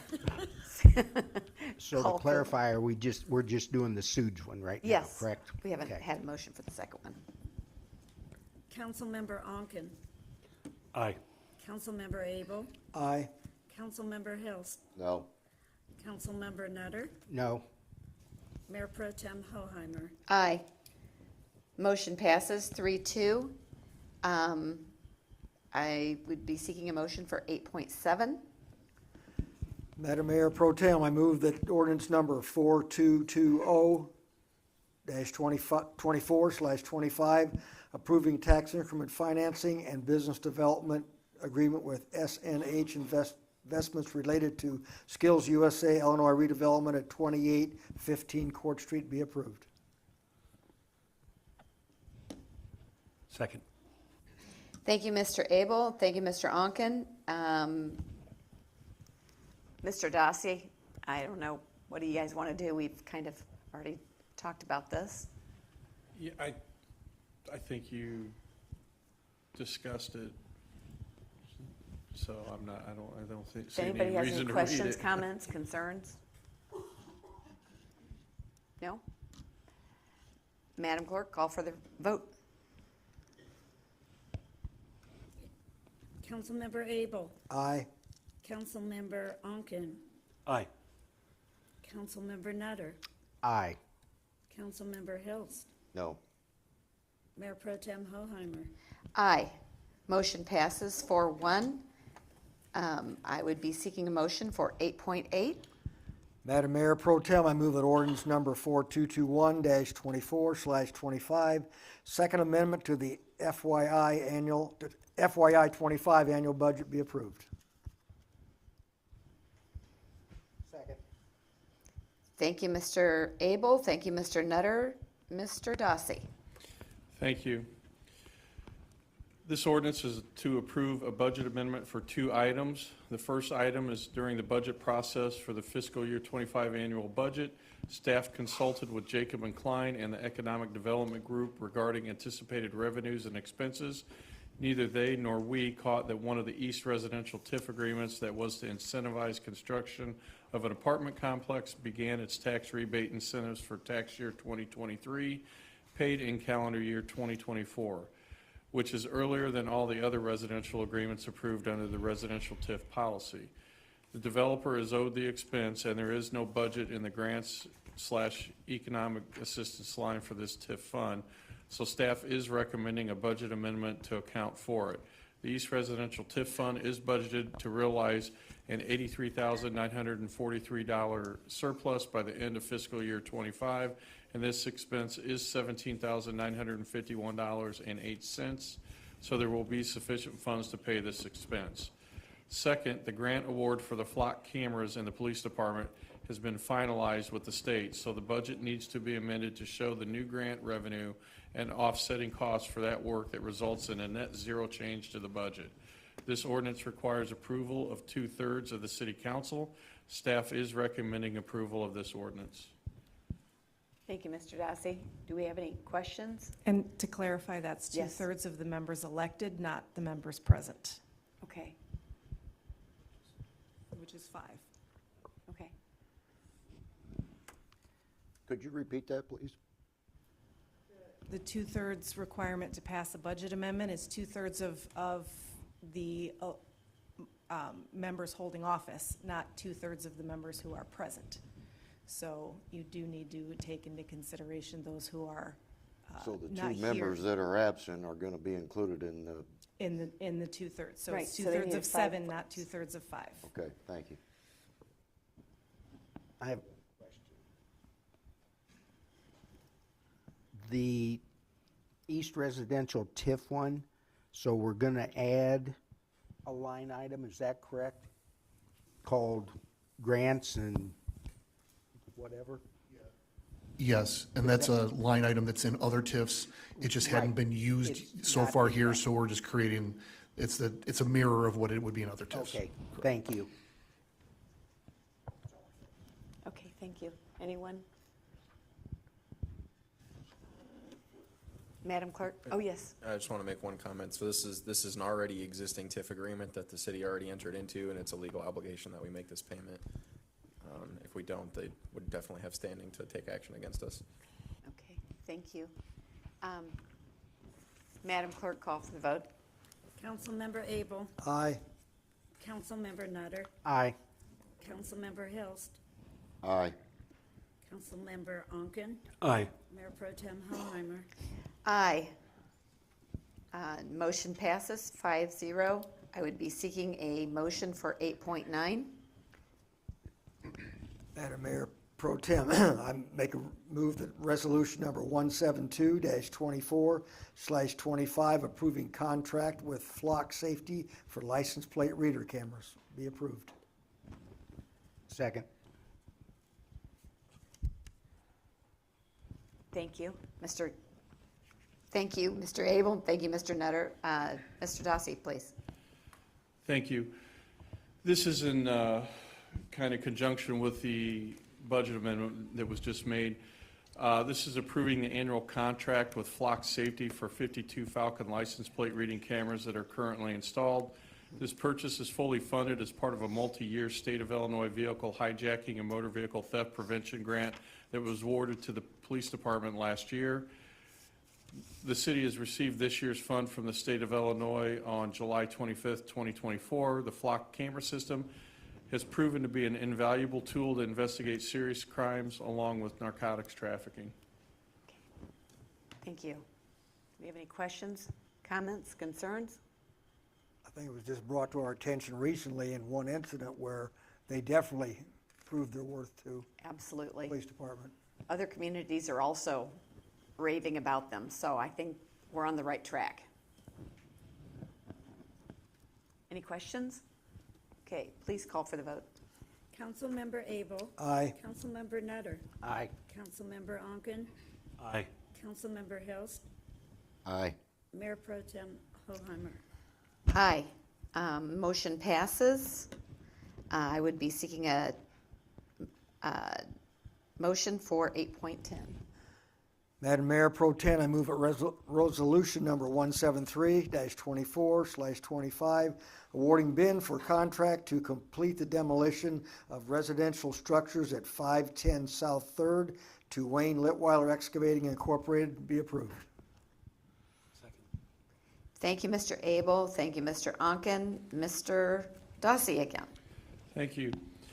Attached is a contract to complete the demolition of the house sidewalks on the property not in the city right-of-way to include fence, stumps, slabs, foundations, auxiliary building, garage, sheds located at 510 South Third Street.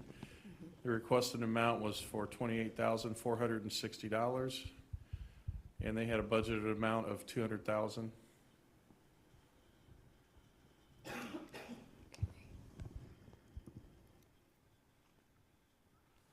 Okay, thank you, Mr. Dossi. Any questions, comments, concerns?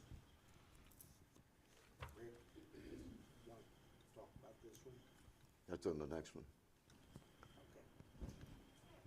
No questions? Okay. Councilmember Abel, Aye. Councilmember Onken, Aye. Councilmember Nutter, Aye. Councilmember Hilst, Aye. Mayor Pro Tem Hoheimer. Aye. Motion passes 5-0. I would be seeking a motion for 8.11. Madam Mayor Pro Tem, I move that resolution number 174-24/25, awarding contract bid for contract to complete the demolition of residential structures at 1021 Augusta to Wayne Litweiler Excavating be approved. Second. Thank you, Mr. Abel. Thank you, Mr. Onken. Again, Mr. Dossi.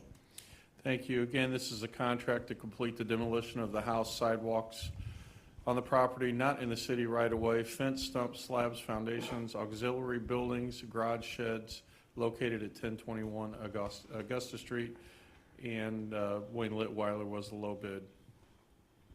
Thank you. Rick? Yes, I do have a question on that, because when I look at the other bid that was turned in, it appears to be $2,500 less than what Litweiler's was. Yes, so all the paperwork that was turned in, there was part of the paperwork from Feinert that was incomplete and missing, and so it was treated as an incomplete bid. So the only valid bid that we received is from Litweiler Excavating. So when that happens,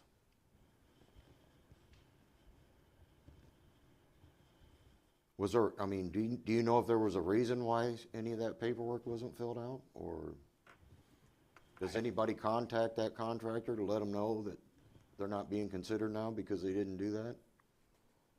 We just do the normal bid opening process, and if the bid is complete, then that is how we evaluate it. As far as contacting them, I don't believe that's something that we do. We just go through the bids, see if they're completed, and if they are, then we go through and check for low bid and do what we would normally do for all of our bids that we do for demos. As far as calling them and telling them that it's an incomplete packet, I'm not sure if that's your question, but that isn't something that we do.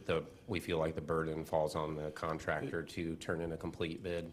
It was a public bid opening, correct? Yes. And it's not uncommon for bidders, both winners and losers, to request copies of all the bid documents from all sides. It's a very common FOIA that we get as well. Right, because then they may think that they just didn't get the bid because somebody else bid lower than them. They don't even realize they didn't fill out the correct paperwork. Right, and it's the lowest qualified bid is what, the term of art is. Right. Okay. Thank you. Any other questions? Yeah.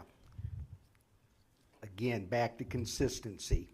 We had a prior bid a couple months ago that we had the same situation go on.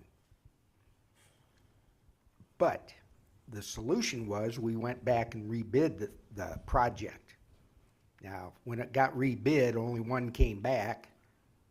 One chose not to bid it. So moving forward, a couple thoughts.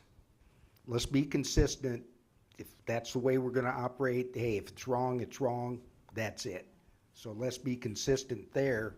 My only other thing, let's say that other bid was $10,000 lower and was a legitimate bid. I challenge that maybe we ought to take a look, is that how we want to do that if it could save $10,000? Now, I don't know if we'd have one like that. We've had some before, but as we dove into them, found out didn't include everything in the properties, and they didn't read the contract. So just curious why we keep missing, like, I don't know if it's insurance, signatures, whatever.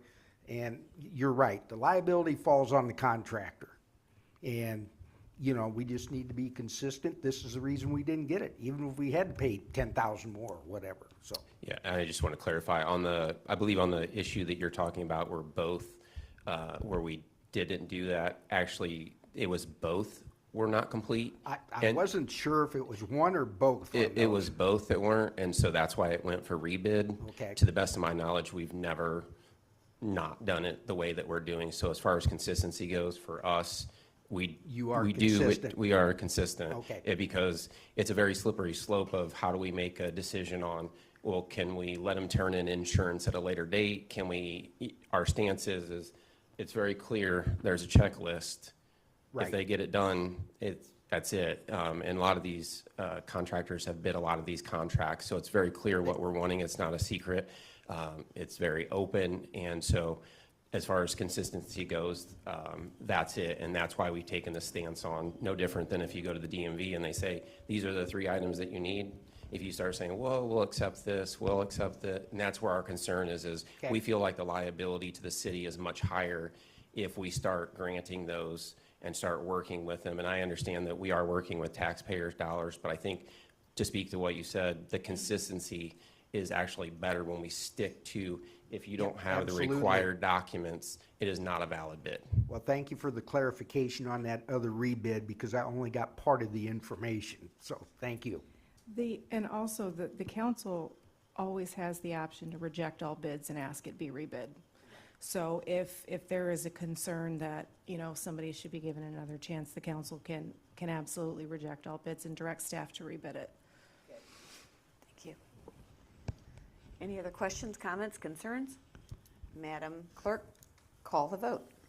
Councilmember Abel. Aye. Councilmember Onken. Aye. Councilmember Nutter. Aye. Councilmember Hilst. Aye. Mayor Pro Tem Hoheimer. Aye. Motion passes 5-0. I would be seeking a motion for 8.12. Madam Mayor Pro Tem, I make a motion that resolution number 175-24/25 award 2024-2025 sidewalk improvements project to Merck Construction. Second? Thank you, Mr. Hills. Thank you, Mr. Abel. Let's go with Mr. Dossi. Thank you. This resolution is to award the 24-25 sidewalk improvement project to Merck Construction. The city issued a request for proposals for various sidewalk and curb work throughout the city on an as-needed basis. The city received 3 bids for this work, with Merck being substantially lower than the other 2 bidders. The bid tabulation for the previously bid downtown project is also attached for reference to provide another comparable bid.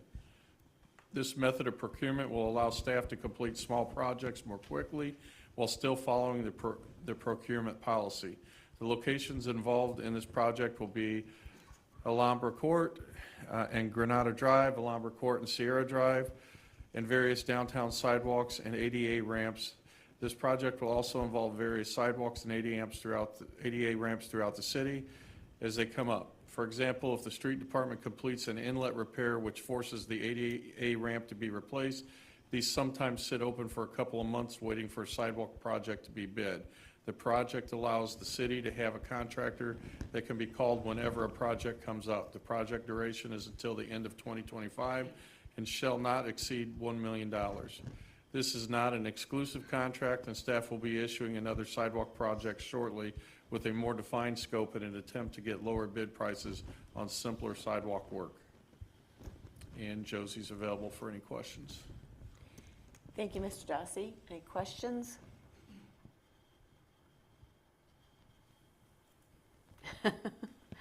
Come on, Dave, you gotta have something. Yeah, I do.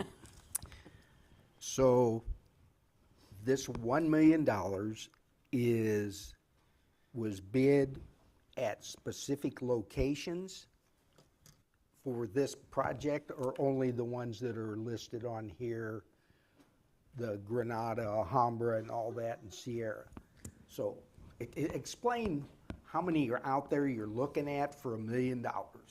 Okay, so this project was bid as just give us a price for what it costs you to do sidewalk work. There were minimums put in of like, well, we can't call you out for less than a certain amount of work. And it was basically at the contractor's discretion if they didn't feel that they could complete a project, if it was too small, that they could reject it. So this is set up differently than the contracts that we normally bid. Generally, there's a very defined scope of work, saying, okay, we're gonna do this much at this area, this much at this area. And that works fine, but it also keeps us from being efficient as a staff.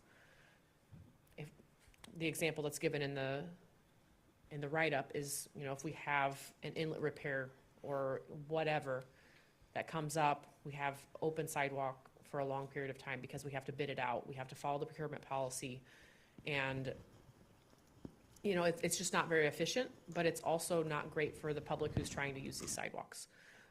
And, you know, they can't be repaired quickly and follow the procurement policy because we can't put out a bid every 2 weeks. We don't have the staff to try to do that. So this is an undefined scope. We have some ADA ramps in mind. I don't have necessarily something in mind for $1 million.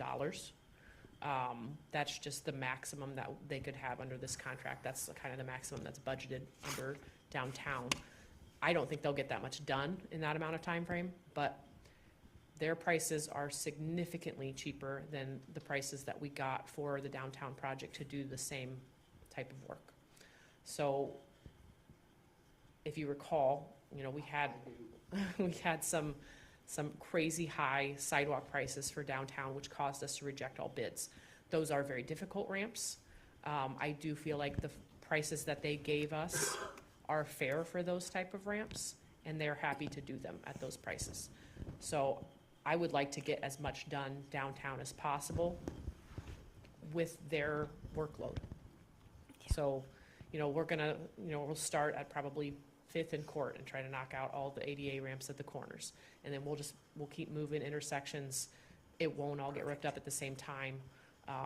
But that's kind of how this contractor likes to work. And this particular way that we bid this gives that flexibility, that it doesn't all have to get done by a certain time. It's just that once they open it up, they've got 21 days to fix it. So we've got some timelines in there to make sure that sidewalk doesn't just remain missing for a long period of time, but also to give them a little bit of flexibility so that we didn't get really high prices. Okay, so the other two contractors, I looked for the total number. I didn't see the total number, so if you could send in the bids or something. So there is no total number. No, we're just looking at the unit prices. So if they got a unit price for sidewalk, we will multiply that unit price for sidewalk based on how much sidewalk they do. That's what I'm saying, the total for Merck, I didn't see anything in there, the total for Verando or Vernando. Yeah, there's no total for any of them. It's unit price. I understand it's unit price. So you I'm added not up all the understanding. unit prices for Merck, right? Is that Nothing what They should don't have know how been many added there up. are.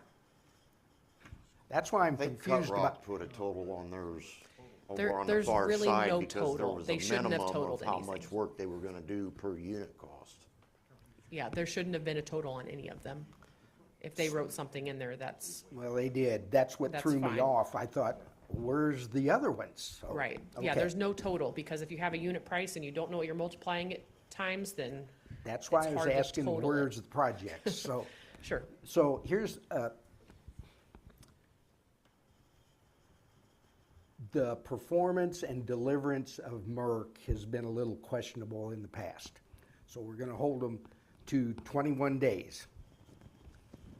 I Once think the Merck project- does some of the nicest concrete work in the Okay. area, but Well, I didn't say they didn't do good concrete work. Okay. Timing you has said been an issue. performance, so I wanted to clarify Well, that I think they okay. do pretty good work. So if we want to get all these projects done for $1 million, why don't we have multiple contracts or let them out to multiple people and get them done quicker? Yeah, I was hoping to do that, actually, but then I saw the prices that the other two companies sent back, and they are ridiculously high. So we Okay. chose not to award multiple contractors.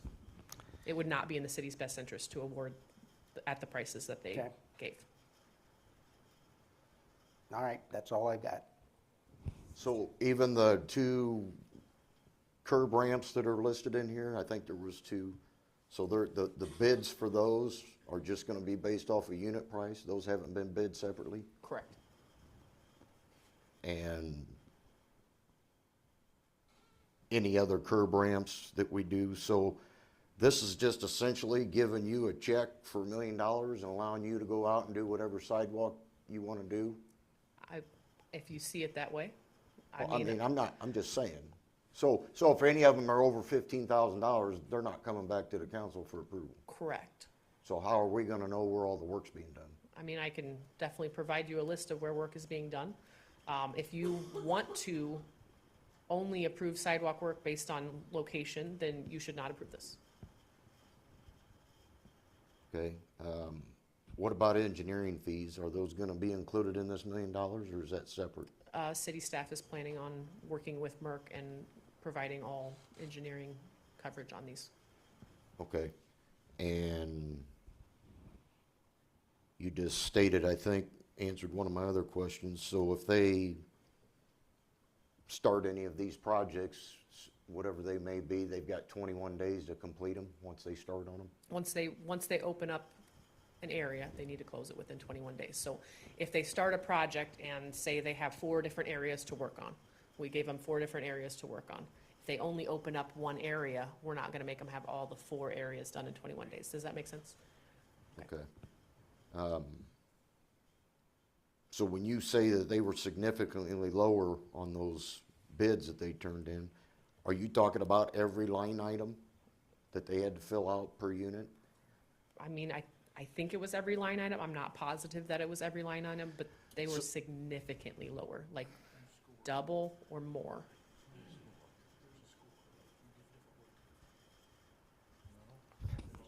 I mean, I would say he's asking if there's weight to line items. I would say, in my head, there probably would be more weight to sidewalk because that's probably the largest amount that we're going to use this for.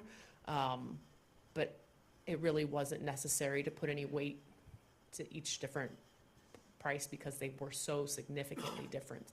It was very clear that Merck was the low bidder. Are you good? So is ADA a top priority on any of these projects that you're looking at? Yeah. Okay. And does it go against the money that we're supposed to spend every year? Yes. For ADA? So. Correct. And you keep track of all those? I do. In a file for I've got a spreadsheet future of it. reference? Right. Okay. All right. So a lot of the areas, or the top priority areas for this particular project then are gonna be based off of what the consent decree says? Is that what you're saying? Correct. There's a lot of areas in the downtown that are listed in our priority areas in the consent decree, and that's what we'd like to focus on. Okay. We still might get to other areas in the consent decree too. I don't want to say that that's all we're working on, but these are kind of the first locations that we're going to be working on. And I can keep you apprised of where they'll be moving next and keep locations kind of, I could send it to email. I guess however you'd like to see that information, be happy to provide it. Okay. Madam Clerk, call the vote. Councilmember Hills. Aye. Councilmember Abel. Aye. Councilmember Onken. Aye. Councilmember Nutter. Aye. Mayor Pro Tem Hoheimer. Aye. Motion passes 5-0. I would be seeking a motion for 8.13. Madam Mayor Pro Tem, I make a motion that resolution number 176-24/25, approved construction agreement with Railroad for CSO project be approved. Second. Thank you, Mr. Hilst, and thank you, Mr. Nutter. Mr. Dossi. Thank you. This resolution is to approve a construction agreement with the Tazewell and Peoria Railroad for the city's Phase 3B and C combined sewer outflow, the CSO project. Because of the proximity of the proposed CSO pipe to the railroad tracks, city staff has been working to get railroad approval on this project for a number of years. The railroad has given their approval for the latest revision of the project plans. This agreement is for coordination, administration, and construction inspection that the railroad feels is necessary to ensure the railroad is safe during the project. This agreement does not include railroad flagging, which will be an additional expense. This agreement of approximately $180,000 must be signed before the railroad issues a right-of-way entry permit. And Josie's available for any questions. Thank you, Mr. Darcy. Questions? So how long is this good for? Has it got a termination date, or just till we get the project done, or? It's till we get the project done. Okay, so we don't have to keep going back year after year after year, I hope. Unless they go over on their estimated costs, which they may, and we don't really have any control over that, unfortunately. Yeah, it always scares me when it says flagging cost. Yeah, the flagging costs will be very high on this Yes. project. That's why I wanted to make sure it was clear that that's not included. We will have that Good. additional expense, and there's really It's no not like we way of can't getting do it. around it. That was gonna be one of my questions. Do we have an estimate on that or not? Just high? About $1,500 a day that we're working within 25 foot of the tracks, which pretty much is the whole project, which is a year long. So you want to do the math, it's going to be nasty. Unless you'd like to do it for free. What color's the flag you get to hold? Any other questions, comments, concerns? Madam Clerk, call a vote. Councilmember Hills. Aye. Councilmember Nutter. Aye. Councilmember Abel. Aye. Councilmember Onken. Aye. Mayor Pro Tem Hoheimer. Aye. Motion passes 5-0. I would be seeking a motion for 8.14. Madam Mayor Pro Tem, I make a motion that resolution number 177-24/25, amending the procurement policy, be approved.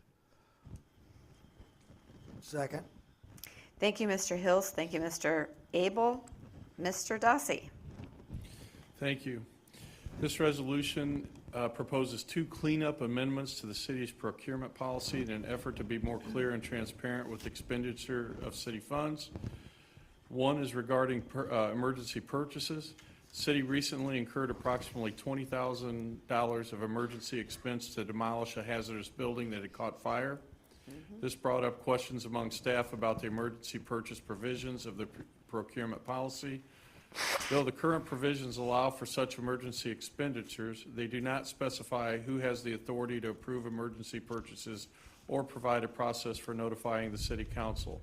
Therefore, staff proposes the following. The city manager may authorize emergency purchases when he or she determines the purchase should not wait for a special city council meeting to be called. For an emergency purchase estimated above $50,000, the city manager shall attempt to call each member of the city council to explain the emergency and proposed emergency purchase, and to attempt to gather a quorum to hold an emergency city council meeting within the hour. If a quorum cannot be made, the city manager shall retain the authority to authorize the emergency purchase if recommended by the fire chief, police chief, chief building official, public works director, city engineer, finance director, or city attorney.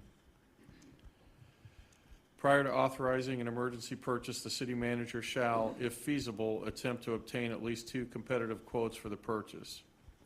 Any emergency purchase above the city manager's regular spending authority shall be reported to the city council at the next regular city council meeting as a receive and file item on the consent agenda.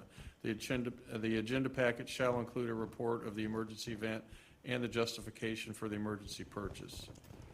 If the city manager were to abuse this additional spending authority, the city council retains the power to remove the city manager from office for such cause. Total purchasing. When a purchase is made by staff, there may be an ancillary cost associated with the purchase, such as shipping, installation, protection packages, etc. The procurement policy currently does not clearly state whether all of these ancillary costs should or should not be considered as part of the total purchase. If an item is $9,990 and then requires $100 in shipping, the department head purchasing threshold may or may not be considered cross. This amendment would clarify that, in such a case, the item and the shipping are to be considered together when determining spending authority. Staff is recommending approval of this resolution, and Bob Grogan is available for any questions. Thank you, Mr. Dossi. Questions?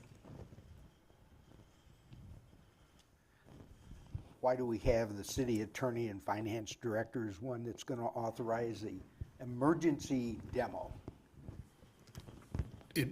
Well, I can say this, on an emergency demo, neither would. I mean, I guess the attorney could, if, the city manager needs an opinion as to whether we're going to be liable if we don't take action, right?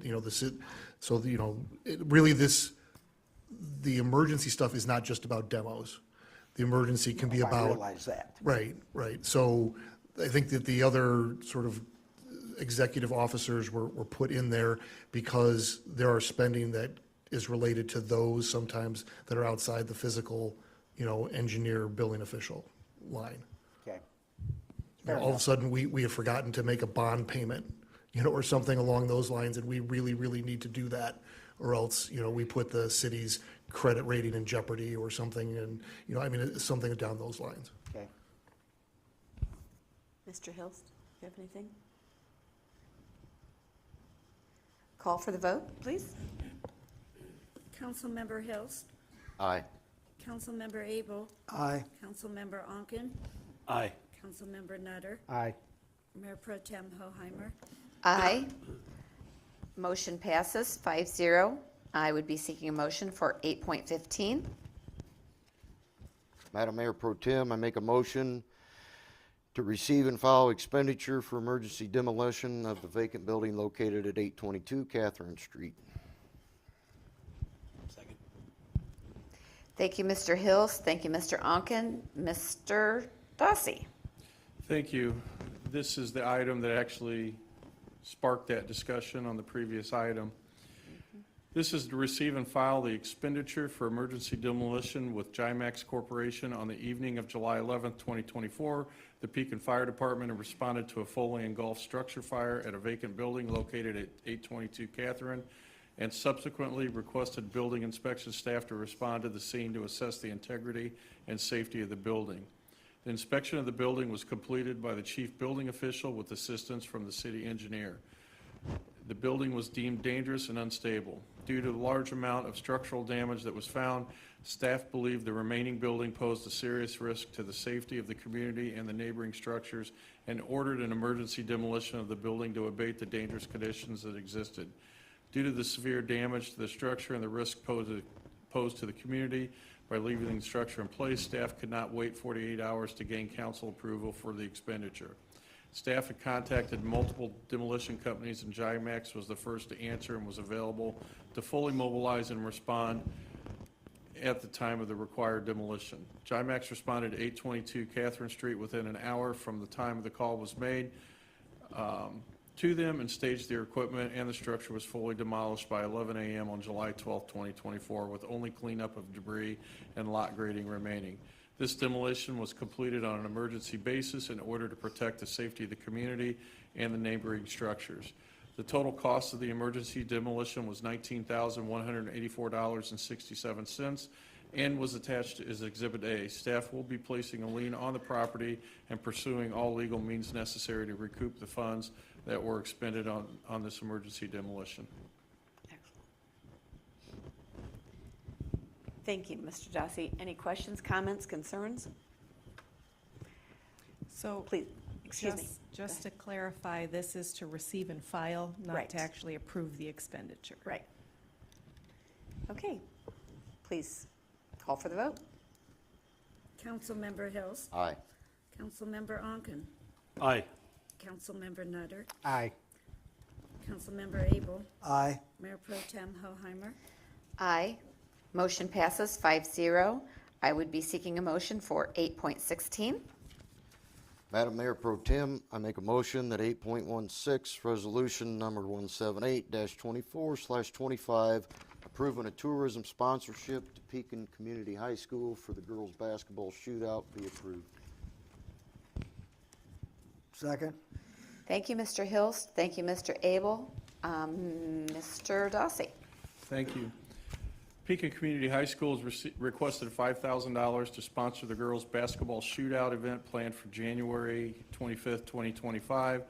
While this event is only one day, it is the first year, and the goal is to kickstart another larger event like the holiday tournament that will bring more teams from further away for longer. The Tourism Committee discussed this at the regular grants do not allow recipients to be any government entity, which would include the school district, but they did recommend this sponsorship for council's consideration, and Josh Ray is available for further discussion. Yeah, I just want to clarify one thing if I can, Madam Mayor Pro Tem. So the code language that was actually recently approved by City Council, kind of changing the Tourism Committee and their duties and responsibilities, did specifically state that for the overnight visitor grants, where they have it, they submit an application afterwards, they tell how many hotels were, used, how many hotel rooms were used. That specifically does not allow government entities to get money. Whether it was an oversight on my part, I don't think it came up when we were discussing the code changes, but for the sponsorships, the regular annual events that happen every year now, that was not included. So the Tourism Committee discussed that. They kind of went back and forth, and ultimately they decided it wasn't their place to decide that. So they recommended it for City Council. They think it's a good event. They would like to support it. But I think everybody would understand if you want to keep it so that government entities are not allowed to get the money. Pekin Insurance hosts the holiday tournament, and so they're the ones that the checks get written to for that. That's exactly what I was going to bring up, that the other holiday tournament that's sponsored by Pekin Insurance, I'm thinking that they need to find a private sponsor, not the community. My concern would be that we would start having other schools or other places like that ask us for sponsorship, and I think we would be going down a slippery slope. I concur. I would concur also, and I would just even add to that a little bit. Back when we had to purchase a little bit of property from the school to help widen Court Street, we had to pay fair market, full price value for that. They didn't cut us any breaks. They could have gave us that property, but they made us pay for it. We're putting a new intersection, some new traffic signals in there at Stadium Drive. It's going to be a huge benefit to the school. We're footing the bill for all that. The bike path, we paid for all the engineering fees for that. I agree. I think the school can pay the $5,000. I think one opportunity is that the Booster Club is a nonprofit entity that could potentially apply for these, or if they have another sponsor that they could work for. Okay, any other questions, comments, concerns? Madam Clerk, call the vote. Councilmember Hilst. No. Councilmember Abel. No. Councilmember Onken. Abstain. Councilmember Nutter. No. Mayor Pro Tem Hoheimer. No. Motion fails. I would be seeking a motion for 8.17. Madam Mayor Pro Tem, I make a motion that resolution number 179-24/25 approving a tourism sponsorship to Pekin Main Street for the Taste of Pekin be approved.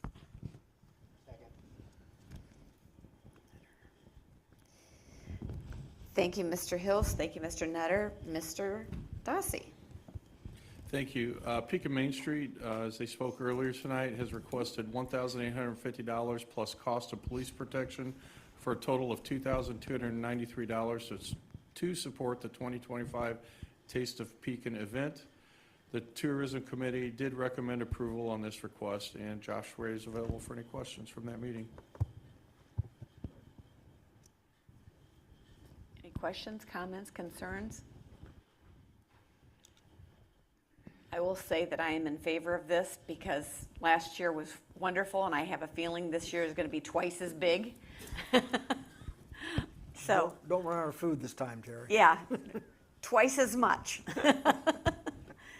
Any other questions, comments, concerns? Madam Clerk, call a vote. Councilmember Hilst. Aye. Councilmember Nutter. Aye. Councilmember Abel. Aye. Councilmember Onken. Aye. Mayor Pro Tem Hoheimer. Aye. Resolution passes 5-0. With that, we have come down to item 9. Any other business to come before the council? Mr. Dossi? Yes. Staff is requesting, I'm going to let Bob speak to this a little bit, but council might want to make a motion to reconsider items 8.6 and 8.7. And I'll let Bob explain a little bit, and council can make that determination. Okay. Just to remove my reputation as a sweet talker, I wanted to point out to council that these two items, and staff probably didn't emphasize this enough in its sort of combined discussion, these items are, from a budgetary standpoint, are mutually exclusive. We do not have budget to do both. Both were passed. Oh. So it would be my recommendation for council to consider doing a motion to reconsider of one or both, and, you know, and then you would be putting it back on the table, and legal counsel can walk you through how that works. But, you know, Josh, in an earlier one, was talking about when we did the budget amendment, that we had technically approved, you know, a TIF agreement, but we needed to do the budget fearful that, you know, someone might have an action against us, that we'd approved it and then failed to pay. So I think that, you know, you may want to put both of these back on the table and be thinking them through, because budgetarily, we do not have funds for both. And this isn't a, you know, $3,000 thing where it depends on something else may not happen, you'd have room in the budget. This is, you know, 90+% of that budget line. So that's my bad news. Can we rescind the vote on both of them and look at them at the next council meeting? You can do this a number of ways. That is one, yes, you can move to reconsider both and then move to table, or I'm sorry, move to lay over both. Right. You can have some discussion and then decide which one you want to reconsider and then reject. So, yeah, there are different things you could do here. What is your pleasure? Well, everybody knows how I stand on the TIF, and I voted no on both of them, so that would be a discussion amongst you people. Okay. And a motion to reconsider, just FYI, would be, it would have to come from the winning side. So the two no votes that lost really can't make the motion to reconsider, at least my understanding of Robert's rules. They could second. But They can yeah. second. Okay, so would you like to rescind and hold over till the next meeting? Rescind them both and hold over? How do you feel about that? Choice. Thing is, if we don't have enough money for the both together, Right. what are we gonna do? Give some money to one, split them 50-50? I'd say hold it over. Yeah. Let staff, Rescind and hold over. yeah. Yeah, because if you're going to change, if you're So- going to do the 50-50 that you're recommending, you'd have to change the resolutions. So do you want to do individual motions to rescind, or rescind both of them in one motion? It's motion to reconsider. A motion to reconsider, okay. Well, maybe you could do it as a motion. I would do them individually, so you have to write them individually. Right. I think you could do it together, but I think the record is cleaner if you Okay. do them individually. Okay. So, what would you like Chris to say? Motion to reconsider the vote on agenda item 8.6? 8.6. Motion. Madam Mayor Pro Tem, I move to make a motion to reconsider 8.6 and that's it. that's it. And hold over till the next meeting. Well, hold up. no, it's two parts. First, Right. first there needs to be the motion to reconsider. Okay. Second. Okay. So we have and Nutter. Okay. Can we take a vote on that now? Yes. Go ahead, call for the vote, please. Councilmember Onken. Aye. Councilmember Nutter. Aye. Councilmember Abel. Aye. Councilmember Hills. Aye. Mayor Pro Tem Hoheimer. Aye. Thank you. That is over for reconsideration, and now I need a motion for, It's, right, it's back on the table. So I would Okay. do the motion to reconsider the other one, put them both that's what I back, was just going to say. put them both Motion. back on the table, and then we can Okay. Oh, okay. go back. No, we're going to do that after we reconsider them. So reconsider both, then hold over both. Right. Okay. So I need a motion for 8.7. Same thing, say the same thing again. Yes. Madam Mayor, Pro Tem, I move that 8.7 be reconsidered. Second. Thank you, Mr. Onken, thank you, Mr. Abel, and please call for the vote. Councilmember Onken. Aye. Councilmember Abel. Aye. Councilmember Nutter. Aye. Councilmember Hills. Aye. Mayor Pro Tem Hoheimer. Aye. Thank you. Now we will need a motion to bring back. I would just say, entertain a motion. I would entertain a motion to look at these For- again at the next council meeting, That works, too. individually. Yeah. I mean, if that's the motion that you want to be made, if somebody wants to make a different motion, that's fine as well. So from the chair's perspective, I would just say I will entertain a motion as to what to do with item 8.6, and then the members can make the motion they think appropriate. All right. I would entertain a motion for 8.6. What would you like to do? What is your preference? And now anybody can make the motion. It doesn't have to be someone Anybody. that voted a particular. Make a motion that 8.6 be carried over to the next council meeting of August 26th. Second. Thank you, Mr. Nutter. Thank you, Mr. Onken. Let's vote on it. Councilmember Nutter. Aye. Member Onken. Aye. Councilmember Hills. Aye. Councilmember Abel. Aye. Mayor Pro Tem Hoheimer. Aye. Motion passes. Now I need the same thing for 8.7. What is your Madam Mayor preference? Pro Tem, I move that 8.7 be carried over until the next council meeting of August 26th. Second. Thank you, Mr. Nutter. Thank you, Mr. Onken. And please call for the vote. Councilmember Nutter. Aye. Councilmember Onken. Aye. Councilmember Abel. Aye. Councilmember Hills. Aye. Mayor Pro Tem Hoheimer. Aye. Thank you. This brings us down to item 9. Any other business to come before the council? Mr. Dawsey. Nothing from staff, thank you. Okay, we'll start down with Mr. Nutter. I had a request from a couple citizens, and I'm going to address this to the city manager. You can pass it off if you need to. An update on Motel 6 and an brief update on the Cullinan project. So Motel 6, I'll let Nick go talk on it. So we are currently working to foreclose on the fines on the property. Okay. So it's currently with legal counsel. And Bergner's? Cullinan is in process.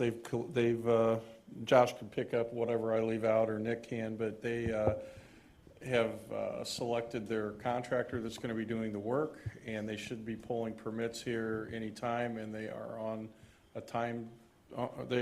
their schedule to begin work here in the very near future. End of this month. End of this month, and then it should be completed by They should be significantly moved along by this time next year. Okay.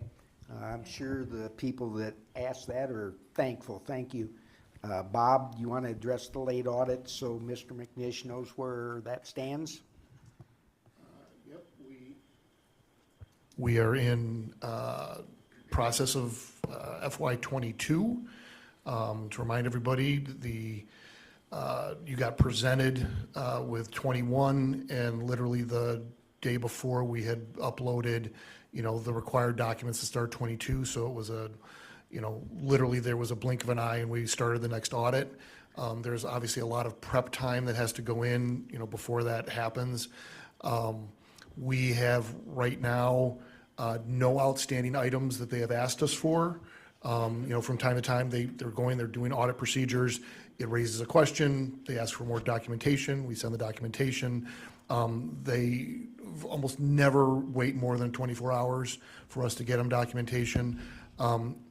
It's really in the auditor's hands. We just had an email exchange with them, and they had some questions about some materials. We've answered those. They're still in what's technically called field work.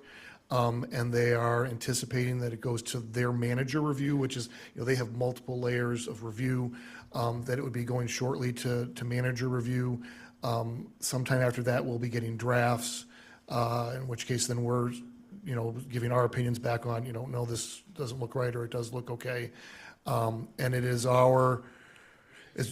again, as soon as they are presenting, here is our next finished audit, that we are in place to start the next one again. Now, that's a scheduling, ballet dance with the auditors. However, I am optimistic in that, a quick turnaround again.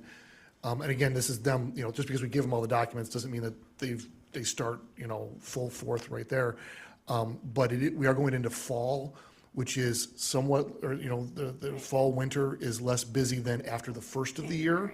Yep. So as that goes through, I'm optimistic that we will have started this year 23, which puts us, only, once that's done, we're only 1 year behind, which is a long distance from where we were a little over a year ago.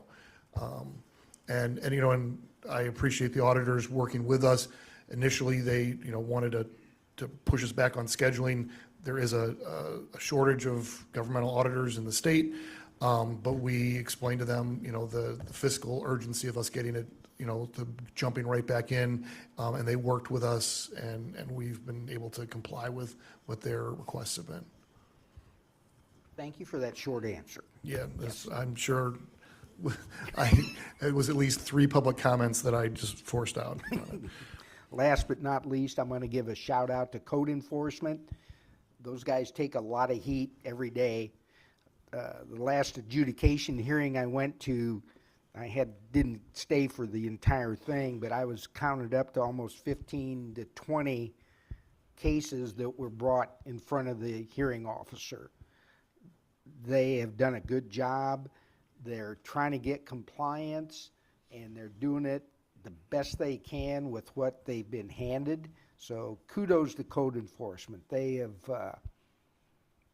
stepped up the game, and as seen in some of the demos that we had tonight, that is a long process. So thanks to that. Thanks, Seth, for looking after those guys, overseeing it. I'm done. Mr. Onken.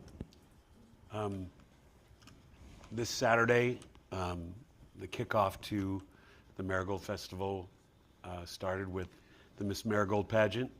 It was a wonderful turnout. It was a great turnout for the city of Pekin.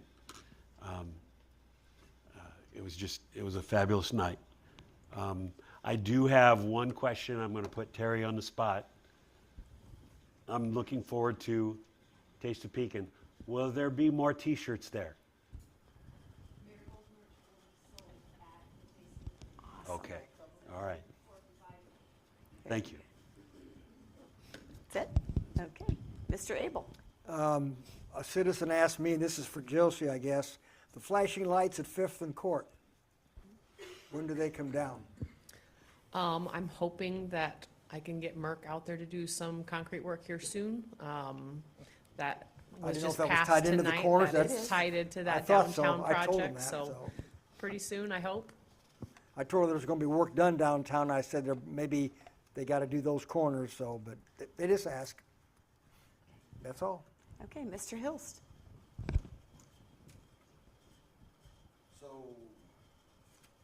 First thing I want to bring up is the grass down on Derby Street. I know it was just recently cut again. From what I understand, it's the contractors that are cutting that right now. I don't know if that's true or not, but if that is true, once they're done with that work down there, who is going to be reliable to take care of that grass? Is that going to be the property owners? Is it going to be the businesses that are renting those properties? Are we going to leave it grass? Are we going to change it to rock or bushes or anything else? What is the situation with that? Because that's already turned into a debacle. Sure. So I did just send out letters to all property owners and business owners along that corridor just to explain exactly the questions that you just had. Yes, the city's contractor is currently mowing. We've basically told everybody along that road that we will kind of keep it under control and knocked down until we're able to reseed and get some decent grass established. It's really a lot of weeds right now. We kind of planted it in, I don't know, June or July just to get something down to try to keep the erosion from happening as much. But, you know, it definitely needs some work. So they are planning to kind of rip up the areas that didn't grow well and reseed probably in the next couple of weeks. So kind of in a better planting season. It seems like the temperatures have dropped a little bit, so we're hoping it grows a little better this time. And I told the property owners that I would let them know when their responsibility, kind of when we were kind of past that baton of, okay, we're done, it's yours now. But yeah, right now we're still trying to keep it under control. So it will actually be the property owner and not the businesses renting those properties. I suppose it will depend on what agreement they have among themselves. That might be something that's different for different properties. But code enforcement, if any action needed to be taken, I believe it goes towards the property owner. So they'll have to work that out with any businesses that they're leasing space to. Okay, because sure I'm not in the minority, but I would certainly hate to see a brand new road like that get overshadowed by grass and weeds. Sure. Starting right off the bat.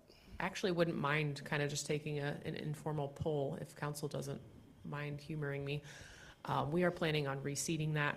I wouldn't mind doing sod, just so that, you know, we have something that is quick. I think you're looking at somewhere in the $30,000 to $40,000 range for sod. And you have to water it, so maybe a little higher than that. Is that something that council would see that value in, or should I just go ahead and seed it again? We're not looking at any other options besides grass that wouldn't necessarily need such maintenance? Well, you told me you didn't want any beautification, so I don't have any flowers or plants or trees in this project. I have given property owners basically my contact information if they wanted to do something different. I know some are planning on doing kind of some lower maintenance, like decorative rock and bushes and flowers and whatnot, just in front of their own property, which, you know, I have no problem with people doing that if that's their preference. They're just basically supposed to talk to me if they want to do that, so we can kind of have a consistent set of requirements for people. But no, the city's not planning on doing any decorative plantings at this point. If you feel that we should reconsider that, I'm always open to putting more flowers down. I wasn't leaning more towards the decorative part of it, just more of the something that, you know, isn't going to grow 3-4 foot high every couple weeks and then have to be mowed. I don't know if we could just, I don't know. I'm just throwing it out there. Is any suggestions on that? A lot of Cheap people rocks and like cheap the bushes. center of Court Street going out of town. They talk about it all the time. I hear it quite often. They're very proud of that. Don't so- rain on my parade. Sorry. Staff is definitely fine with doing more. Like I said, the last direction I was given was no beautification, just put grass, don't do anything that costs more money. Grass and So- straw, or seed and straw. That's fine with me. AstroTurf. AstroTurf, oh yeah, that'll be great with weeds Hey, poking through it. think about it. There's a lot of places that do that, and if it gets nasty looking, they spray it green again. Just a thought. Or concrete, blacktop, anything that doesn't have to be mowed, cut, or watered. So just to clarify on that, we are trying to get more water in that area to soak in rather than run off so quickly. We have some flooding problems in that area that we're trying to address. The more concrete, the more impermeable type surfaces you put down, the more runoff you have, the more flooding you have. So Well, I didn't say there that'd is be perfect. some logic there and to why we're not just putting concrete everywhere. Okay. Okay, that's all I have on that. The next thing I want to bring up is the solid waste collection. So I've had some complaints here recently with garbage pickup and yard waste pickup. I've got several questions about this whole issue, some of which have even been brought up previously, but I don't think we've been given a clear answer on it. So one of the complaints that I got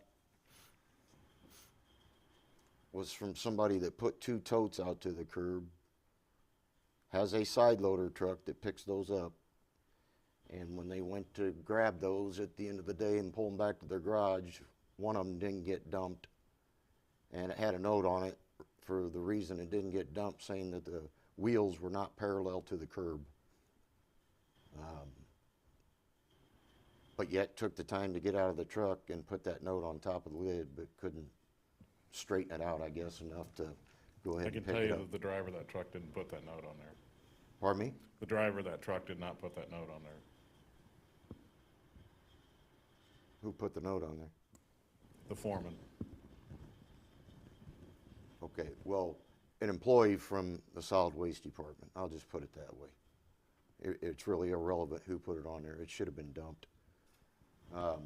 And then I got another one from somebody that put yard waste bags out and had a small plastic garbage can also with some yard waste in it next to the bags. And all the bags got dumped. The garbage can did not. There was a note on that stating that it was not close enough to the curb. That's why that didn't get picked up. Then I got another one. Somebody had an aluminum broom handle that broke.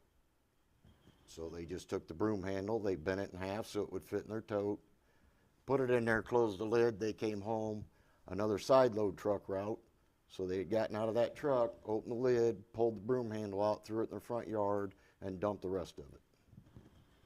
I can't find anything in our city ordinance, in our solid waste ordinance, that a broom handle, aluminum broom handle, would be anything prohibited from throwing in your garbage. These complaints are just unexcusable, in my opinion. We've got different rules now and different regulations. We're not providing this service equally throughout the community because some people live on a route with a side load truck, some people live on a route with a rear load truck. Some people were putting their cans in the street, some people were putting them on the grass, some people were actually putting them on the sidewalk, basically because of the layout of your neighborhood. It just seems like we are nitpicking and trying to find petty reasons not to pick people's garbage up rather than doing just the opposite as we should be. Here's what it says in our solid waste ordinance. Receptacles placed for pickup shall be placed at or near the curb line where the pickup occurs. At or near the curb line. So I don't know if that just opens up a lot of discretion for these drivers as far as what near means. I don't think the city should be the sole provider of this service. If we've got people out there that aren't happy with that, and we've got private companies that provide that same service, we should absolutely have the choice to do that if we so choose. been mentioned in the past. That's nothing new, in my opinion anyway. But, so, it sounds as though if the wheels weren't parallel to the curb, if that would have been a rear loader truck, it still would have got picked up. It seems as though here a while back, when we started running these side load trucks on these routes, that somebody down at the solid waste department created a bunch of new rules and put them on a sticker and went around and started slapping these stickers on the lids of everybody's personal totes. Now you got new rules you got to abide by, supposedly. So we even had those put on ours. And so I'm just curious, again, now we've got 2 people riding around on a rear loader truck. When I brought this up a few months ago, we were told that's because they were picking up bulk items. That's not the case. They're running routes with 2 drivers. In fact, my garbage gets picked up on Wednesday. So this past Wednesday, we actually had a side load truck. Came down our street, one-way street. I don't know if they were able to pick all the totes up or not, because there's cars parked all up and down that road all the way. 3-4 minutes later, here comes a rear loader truck picking up the other side of the street. 2 guys on it. So a route that used to be done with 1 truck and 1 driver is now being done with 2 different trucks, 3 different employees. If one person was doing it under 8 hours, I don't understand what we're doing and how these routes are playing out. People need to get their garbage picked up if they're paying their bill, unless they're putting prohibited items in there. That I understand. And I just would also like to hit on those rules and regulations that we've got on these totes for these side loader trucks. To me, those are no more than merely suggestions, because we have a solid waste ordinance, which has been approved by a majority of a council at that time. Nowhere in that solid waste ordinance is there any language from those stickers that are being put on people's totes. Those stickers have not been brought to the council, they have not been approved by the council, and they have not been implemented into our solid waste ordinance. So to hold people's feet to their fire and tell them they're not supposed to put a tote 3 foot from a vehicle when you don't have control of that, if somebody comes up and parks after you've put your totes out, that's unrealistic, and that's not a reason to not be picking people's garbage up. I think we need to take a serious look at changing our language and allowing people to choose who they want to pick their garbage up, especially if we're not going to go out for an RFP anytime soon. But that's just inexcusable, in my opinion, to be getting complaints like this. I don't know what reason a side loader truck would be getting out and looking in somebody's garbage before they dump it. If they've got a beef with somebody at that house, if they've had issues at that house before, I don't know. But that's ridiculous to throw somebody's broom handle out like that and throw it in their front yard. It's unacceptable. I would encourage that homeowner to call down to the street department and ask for an explanation. I would be more than willing to talk to them. I'd like to know who the driver was. I'd like to know what day it was, so I can talk to them and figure out what the problem is. But as far as I know, I've not heard that complaint. So you're saying where the foreman put that sticker on that tote, so he was informed by the driver to come out there and do that? Why A lot would of the the foreman drivers be out tell there? them, Huh? if there's a miss, the driver will tell the foreman for the reason for the miss. And then that's the foreman's job to come out there and put a note on that tote? It's not the driver's Either a job? note or explain to the homeowner why their garbage wasn't picked up, correct? Right.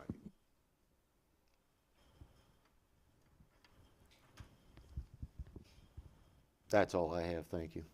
Thank you. On a lighter note, I'd like to add that I got a call telling me that a community member was driving into Pekin from Tremont, and she said it just looks gorgeous. The medians with the beautiful ornamental grasses, the flowers, everything. She said, you don't see that in this area. She said, I see it up in Naperville, I see it up in Skokie, I see it up in those communities. She said, how lovely to come into Pekin from that direction and see such a nice, welcoming town. She said, now, if you could just get out 8th Street, do the same thing, she said it would be perfect in and out of Pekin. So that's all I have. I would make a motion to adjourn the meeting. Good night, Madam everybody. Mayor Pro Tem, I make a motion to adjourn. Well, it says Mayor Pro Tem, no motion needed. So I'm just following the rules. So we are adjourned. 8:13.